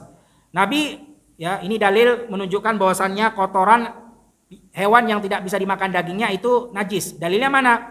Nabi sallallahu alaihi wasallam ketika akan membuang hajat, kata Abdullah bin Mas'ud, itu meminta kepada Abdullah bin Mas'ud, "I'tini bi salatati ahjar." Datangkan kepadaku 3 batu. Fawajadtu lahu hajarain wa rausatal himar. Dan aku mendapatkan 2 batu dan 1 kotoran himar yang sudah keras, sudah mengeras seperti batu. Fa'amsaka hajarain wa tarahal rausah. Maka Nabi mengambil 2 batu tadi dan membuang kotoran keledai yang sudah mengeras. Wa qala hiya rijus. Nabi mengatakan ini adalah rijis. Rijis itu artinya adalah najis. Artinya adalah najis. Nah, kemudian fadalla hada ala anna rausata ma la yu'kal lahmuhu najas. Menunjukkan bahwasannya apa yang tidak bisa dimakan dagingnya maka kotorannya itu adalah najis. Kemudian kata muallif, amma ma yu'kalu lahmuhu fa in lam yakun aktsara ala fihi najasa fa bauluhu wa rausuhu wa lu'abuhu wa lubnuhu ghairu dzalika tahirun alal asl. Adapun yang bisa dimakan dagingnya walaupun tingkat kejijikannya tidak terlalu tinggi ya, jadi bisa dimakan walaupun nggak menjijikkan kan gitu. Jangan sampai bisa dimakan tapi menjijikkan, itu nggak boleh juga. Nanti akan ada hewan-hewan yang dia boleh dimakan hukum asalnya tapi terkadang orang jijik untuk memakannya. Nah ini maksudnya dagingnya boleh dimakan tapi tingkat menjijikkannya tidak sampai tinggi sekali ya. Dan kencingnya, begitu juga kotorannya, begitu juga liurnya, begitu juga lemaknya, maka itu adalah suci alal asal pada hukum asalnya. Nah, jadi di sini kita punya dua kaidah. Semua hewan yang tidak boleh dimakan dagingnya jelas. Kotorannya, kencingnya, begitu juga apa tadi disebutkan liurnya itu adalah najis. Sedangkan hewan yang boleh dimakan dagingnya, yang mana tidak dalam tahapan menjijikkan ya, karena ada hewan yang boleh dimakan tapi jijik kalau kita makan ya. Contohnya nanti ada disebutkan seperti top, seperti yang bentuknya kadal, ya itu dimakan di zaman Nabi, tapi Nabi SAW tidak memakannya karena memang tidak ada di tempatnya Nabi SAW. Seperti hainah itu juga boleh. Ada beberapa hadis yang mengecualikan hewan-hewan yang memang kelihatannya menjijikkan tapi boleh dimakan. Nah, kalau hewannya tidak menjijikkan boleh dimakan, maka jelas kotorannya, kencingnya, begitu juga liurnya ya tidaklah najis. Tidaklah najis. Nah, sekarang pertanyaannya, ini kita sedang berbicara tentang hukum ya. Sapi kira-kira dagingnya itu boleh dimakan enggak? Halal dimakan. Berarti tadi kaidahnya kalau halal dimakan, dagingnya, kotorannya, kencingnya, liurnya bukan najis. Kotoran sapi najis atau enggak? Enggak najis. Kalau ada orang habis dari kandang sapi, ada kotoran sapi di kakinya, masuk ke masjid, boleh tidak dia sholat? Ada kotoran sapi loh. Atau kita balik pertanyaannya. Orang yang sholat dalam keadaan membawa kotoran sapi, sah atau tidak? Sah atau tidak? Wah, gimana nih? Sah. Hukum sholatnya sah. Karena itu bukan najis. Tapi dia dilarang dari segi tak beradab. Kenapa tak beradab? Mengganggu orang lain. Datang ke masjid bawa bau kotoran sapi. Jangankan kotoran sapi, makan bawang putih saja makruh datang ke masjid karena mengganggu orang lain, mengganggu malaikat, apalagi kotoran sapi. Bawang aja makruh kita datang ketika sudah makan bawang, datang ke masjid harus bersihkan dulu. Kenapa? Mengganggu. Dalam hadis disebutkan, fa innal malaika yata'adzab bima yata'adzu bihin nas. Malaikat, karena di masjid bukan hanya manusia, malaikat juga ada di masjid. Mereka itu terganggu dengan terganggunya manusia. Manusia kan nggak suka cium-cium bau-bau tak sedap seperti bawang, jengkol. Itu kan termasuk bau tak sedap ya. Bukan bawang doang ya. Semua yang tak sedap. Apalagi kotoran sapi. Udah jelas memang nggak sedap kotoran sapi. Mana ada yang bilang sedap? Tapi kalau kita sampaikan hukum sah apa enggak, sholat dalam keadaan itu ya sah. Tapi nggak kena di adabnya. Kan kita beribadah ini bukan hanya hablum minallah doang. Harus perhatikan juga hablun minannas. Baik kepada Allah tapi tak baik ke manusia sama juga. Nggak boleh. Kita diperintahkan ati Allah, taat kepada Allah. Begitu juga kita harus bermuamalah yang baik kepada manusia. Ya, wasahibun nas bi khuluqin hasan. Kata Rasulullah, hendaknya kita bergaul kepada manusia dengan pergaulan yang baik. Bukan cuman ittaqullah doang, tapi sama orang nggak baik, itu juga nggak benar, ya. Nah itu. Jadi kotoran sapi nggak najis, ya. Makanya kambing halal apa nggak dimakan dagingnya? Halal. Berarti kotorannya nggak najis. Makanya ada hadis diperbolehkannya seseorang untuk sholat di dalam kandang kambing. Boleh. Nah pertanyaannya lagi, onta kotorannya najis apa enggak? Kenapa enggak najis? Karena dagingnya boleh dimakan. Tetapi ada pengecualian di dalam hadis, kata Rasulullah, kalian boleh sholat di kandang kambing, tapi enggak boleh sholat di kandang onta. Kenapa? Karena ada ilahnya, ada penyebabnya. Kata Rasulullah, inna ma'ahus syaitan. Sesungguhnya sama onta itu biasanya diiringi oleh syaitan atau jin ketika dia sedang duduk ataupun di kandangnya. Itu penyebab kenapa kita boleh sholat di kandangnya kambing tapi nggak boleh sholat di kandangnya onta. Karena onta itu kata Nabi SAW diiringi oleh jin ataupun syaitan. Wallahu a'lam bishawab. Terus kalau kita bertanya ya, Ular. Ular kotorannya najis apa enggak? Mungkin kita tutup dengan pembahasan ini ya. Siapa yang bisa jawab? Ular kotorannya najis apa enggak? Ular. Hah? Ular boleh dimakan enggak? Nabi Shallallahu Alaihi Wasallam melarang kita untuk memakan hewan buas yang bentuknya memiliki taring dan cakar yang dipakai untuk memangsa-mangsanya. Nah, kira-kira ular ada taring nggak? Ular menggunakan taringnya untuk memangsa nggak? Berarti dilarang oleh Nabi, berarti nggak boleh dimakan. Kalau nggak boleh dimakan berarti kotorannya najis. Lalu pertanyaannya, bagaimana ular yang ada di laut? Ada nggak ular laut? Ada. Ular darat jelas sepakat. Ular laut ada. Ular yang memang hidup di laut. Dia bahkan hidup di dasar lautan. Nah, tadi kita udah sampaikan hadis Nabi Shallallahu Alaihi Wasallam, laut itu ya tahurun ma'uhu wa hillun maitatahu. Airnya itu suci lagi mensucikan. Begitu juga bangkai yang hidup di laut juga halal bangkainya. Nah, gimana itu ular tuh? Ular di laut bertaring juga. Kotorannya najis apa enggak? Maka jawabannya adalah kita meninggalkan perihal syubhat. Karena ini syubhat. Ada sebagian ulama mengatakan dia termasuk hewan yang tidak boleh dimakan walaupun di laut karena dia bertaring. Tapi ada sebagian lagi mengatakan oh nggak bisa. Karena kan semua apa yang ada di laut itu halal bangkainya. Termasuk ular laut yang hidup di laut. Wallahu a'lam bisawab. Maka lebih baik kita meninggalkannya karena itu syubhat ya. Lagi pula kita semoga Allah Subhanahu wa taala jauhkan daripada hewan-hewan buas ini kan. Insyaallah tidak dekat-dekat dengan manusia sehingga kita tidak mungkin besar kemungkinan terkena kotorannya. Wallahu a'lam bisawab. Itu yang mungkin bisa kita sampaikan pada pertemuan kita kali ini karena sudah pukul 11:08. Wallahu a'lam bisawab. Atau sebelum kita tutup majelis seperti biasa mungkin ada yang ditanyakan, maka kami persilakan, falyatafaddal mashkuran. Insyaallah di pertemuan yang akan datang kita akan melanjutkan tentang perihal-perihal yang najis yang datang di dalam syariat Islam. Masih ada tentang liur anjing, kemudian juga tentang babi, tentang bangkai, kemudian juga tentang liurnya hewan buas. Wallahu a'lam bishawab. Ada yang ingin ditanyakan?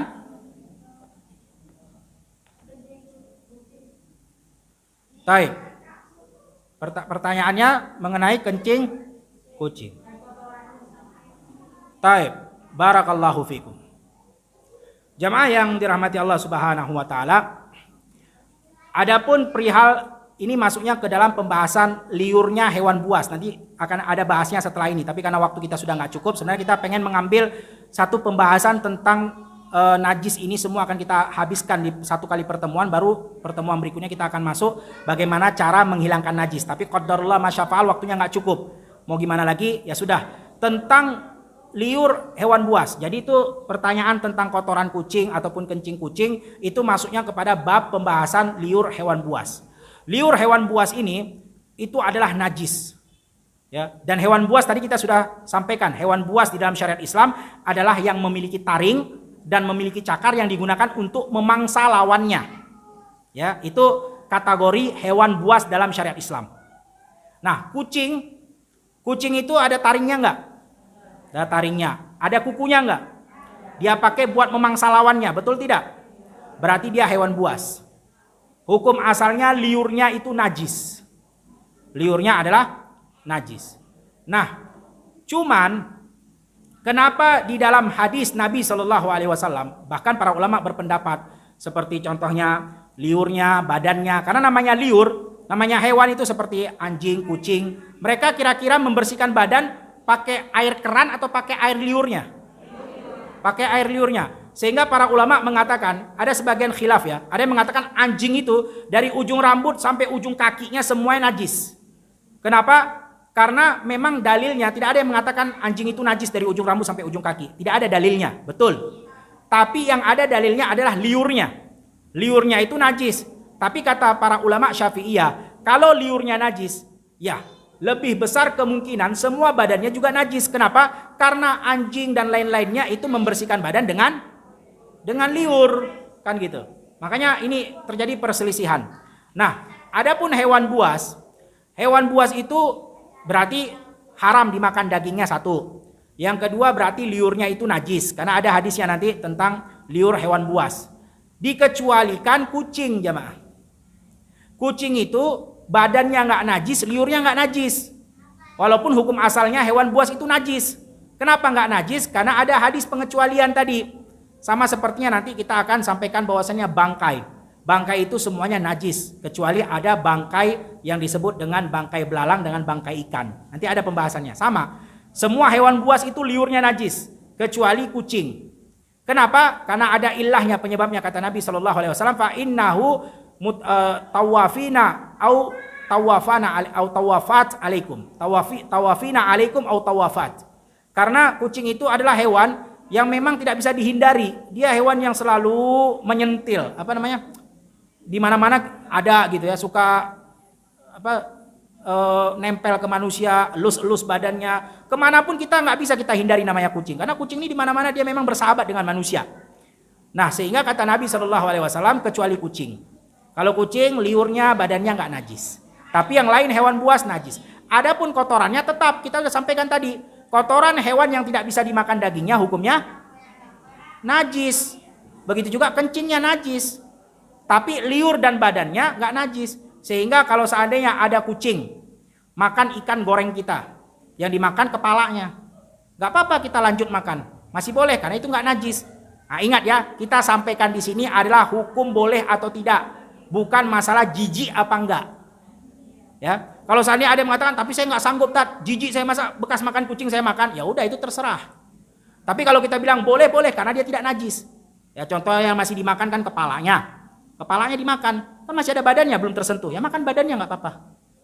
Kecuali kalau memang di situ ada la dororo wala diror. Kaidah mengatakan tidak boleh kita membahayakan diri sendiri dan membahayakan orang lain. Contohnya kita tahu kucing itu punya penyakit rabies contohnya.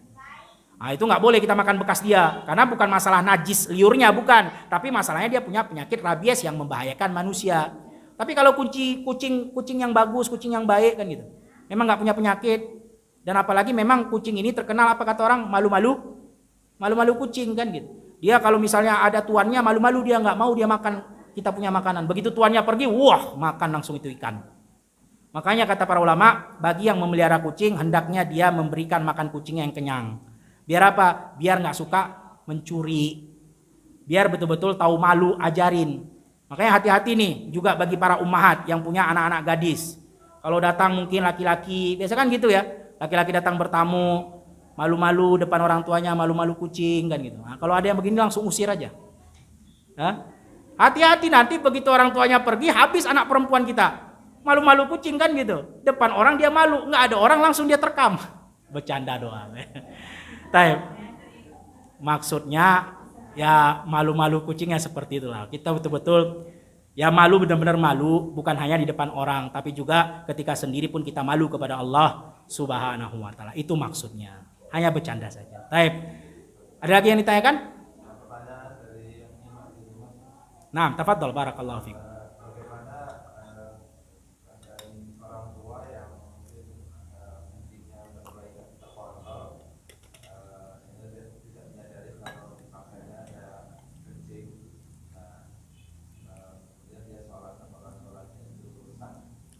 Dalam keadaan dia tidak mengetahui.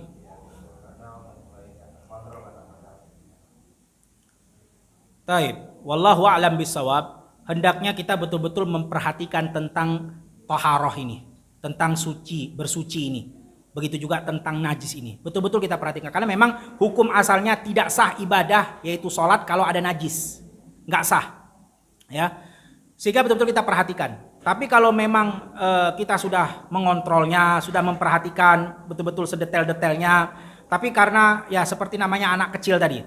Anak kecil tadi kan bisa, apalagi kalau sudah mulai bisa merangkak, ya, bisa berlari-lari kecil. Ya kita nggak ngerti, kadang dia entah kencing di mana, kadang entah dia buang kotoran di mana, kadang bisa kena di sebelah sana, sebelah sini. Tapi betul-betul kita berusaha memperhatikan. Ya.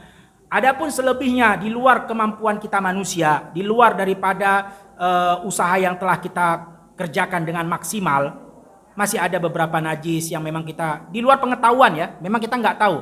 Maka fattaqullaha mastata'tum, ya, kata disebutkan hendaknya kita mentaati Allah Subhanahu wa taala semampunya. Artinya betul-betul kita sudah mengerjakan semampu kita. Adapun di luar itu Allah Subhanahu wa taala la yukallifullahu nafsan illa usaha. Allah tidak membebani seorang hamba kecuali dengan apa yang dia mampu. Wallahu a'lam bishawab. Ada lagi yang ditanyakan?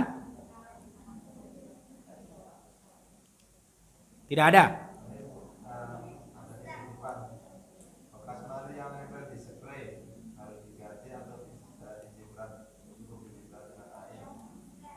Taib. Pertanyaannya tentang bekas mani. Nah, barakallahu fikum. Nanti akan ada pembahasan sendiri tentang mani, tapi karena sudah ditanyakan, mani ini ya bukanlah perihal yang najis. Karena disebutkan di dalam hadis, yang najis itu adalah mazi dan madi. Ya. Begitu juga kencing. Adapun mani tidak ada hadis yang mengatakan bahwasannya dia najis. Bahkan di dalam riwayat yang sahih, pernah istri Nabi Shallallahu Alaihi Wasallam dan diketahui oleh Nabi Shallallahu Alaihi Wasallam itu mengkerik-kerik bekas mania Nabi Shallallahu Alaihi Wasallam di sarungnya, tanpa dibilas, tanpa dicuci, hanya dikerik saja dan masih berbekas, menunjukkan berarti mani itu bukanlah najis. Ya, tapi tadi kalau bagi yang merasa itu kotor, itu menjijikkan, ya nggak apa-apa, dia bersihkan. Kita sedang cerita hukum ya, bukan cerita jijik atau nggak jijik ya. Karena terkadang ada sebagian orang jijik dengan air mani kan gitu. Ya udah nggak apa-apa, dia bilas, dia basuh. Tapi kalau dikatakan hukum, dia tidak najis. Kenapa para ummahat pada akhwat? Karena secara logika aja nggak masuk di akal kita. Dan dalil juga mengatakan tidak najis. Secara logika, kalau seandainya air mani najis, berarti seluruh manusia itu semua badannya, ujung rambutnya, ujung kakinya semua najis. Kenapa dikatakan najis? Karena awal penciptaan dia dari mana? Dari air mani diciptakan, kemudian menjadi segumpal darah, segumpal daging, kemudian menjadi manusia. Berarti kan unsur pertamanya mani. Kalau dikatakan najis, berarti najis semua itu kita. Nah, ini nggak logika. Dan nggak ada hadisnya. Dan kita udah sampaikan tadi, mengharamkan, menghalalkan sesuatu atau mengerjakan ibadah, hukum asalnya adalah haram. Tidak boleh sampai datangnya dalil. Maka kita lihat, kalau memang dia najis, datangkan dalilnya. Kalau tidak najis, maka datangkan juga dalilnya. Wallahu a'lam bishawab. Ada lagi yang ditanyakan? Tadi para ummahat di belakang ada yang bertanya? Khalas, tidak ada. Kalau tidak ada, boleh Anda yang bertanya. Anda yang bertanya, insya Allah indi jaizah. Anda ada hadiah. Ada 3. Udah dibawa, mau gimana lagi kan? Biarpun waktunya udah habis, tapi udah telanjur dibawa hadiah. Masa dibawa pulang? Nah, mau nggak mau, harus kita berikan. Nah, yang bisa menjawab, jawab aja. Tapi kita urut dari sebelah kirinya para ummahat dulu. Nanti sebelah tengah, baru sebelah kanan. Sebelah kirinya para ummahat, artinya sebelah kanan saya. Nah, yang sebelah kanan, silakan yang bisa jawab, jawab. Ana nggak tahu siapa yang bisa jawab karena nggak kelihatan, maka jawab aja siapa yang bisa jawab. Masya Allah, ini hadiahnya rahasia dibalik berbakti kepada kedua orang tua. Ya, memang para ummahat, para ibu-ibu yang sudah menikah, sudah berkeluarga, betul. Kewajibanmu sekarang yang lebih besar adalah berbakti kepada suamimu. Betul itu. Tapi jangan lupa, engkau juga tetap seorang anak. Bagaimanapun tidak ada namanya mantan anak. Anak itu tetap anak. Orang tuamu juga tetap orang tuamu. Nggak ada namanya mantan orang tua. Mentang-mentang udah nikah, punya suami, habis itu mantan orang tua saya. Nggak ada begitu. Ya, walaupun memang tetap bagian suami lebih besar untuk kita baktikin daripada orang tua. Tapi hendaknya seorang suami pun dia membantu istrinya agar bisa mendapatkan pahala. Baik dari dia ataupun dari orang tua istrinya. Wallahu a'lam bishawab. Nah, pertanyaannya di sebelah kiri para umat ya. Nah, yang bisa jawab, jawab.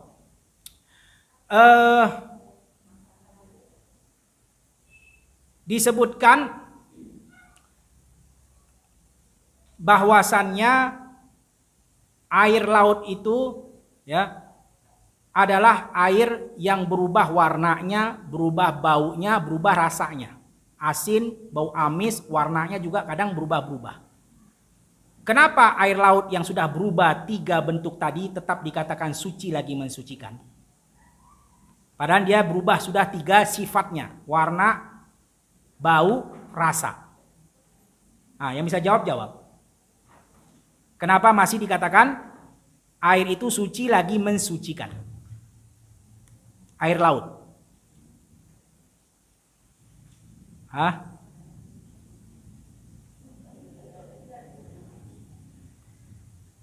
Masya Allah. Tidak ada yang bisa jawab. Kalau tidak ada yang bisa jawab, kita lempar ke bagian tengah. Yang bagian kiri aja dulu. Nanti kalau sudah menyerah, kita lempar ke bagian tengah. Oh, gak apa-apa, boleh. Mencontek hari ini dibolehkan. Ya. Apa hadisnya Nabi? Baca aja terjemahannya, gak apa-apa.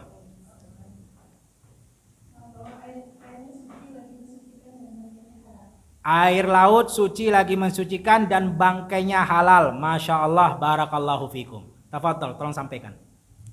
Tolong sampaikan hadiahnya ke yang jawaban tadi. Baik, sekarang ke bagian tengah para ummahat. Nanti bagian kanan sabar dulu ya. Ini ada hadiahnya, adab bertamu dan salam jabat tangan. Pertanyaannya yang bisa jawab. Ya, kita nggak bisa tahu mana yang angkat tangan, mana yang enggak. Yang jawab aja. Pertanyaan yang kedua,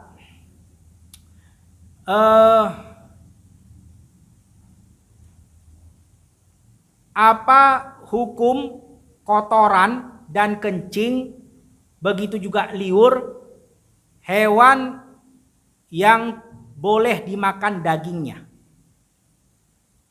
Apa hukum kotoran, kencing, liur, hewan yang boleh dimakan dagingnya? Hukumnya apa? Najis atau tidak najis? Siapa yang jawab? Satu orang. Rame-rame, anak nggak tahu siapa yang dapat hadiahnya nanti. Ya sudah, kita ganti pertanyaan yang lain. Yang jawab satu orang aja.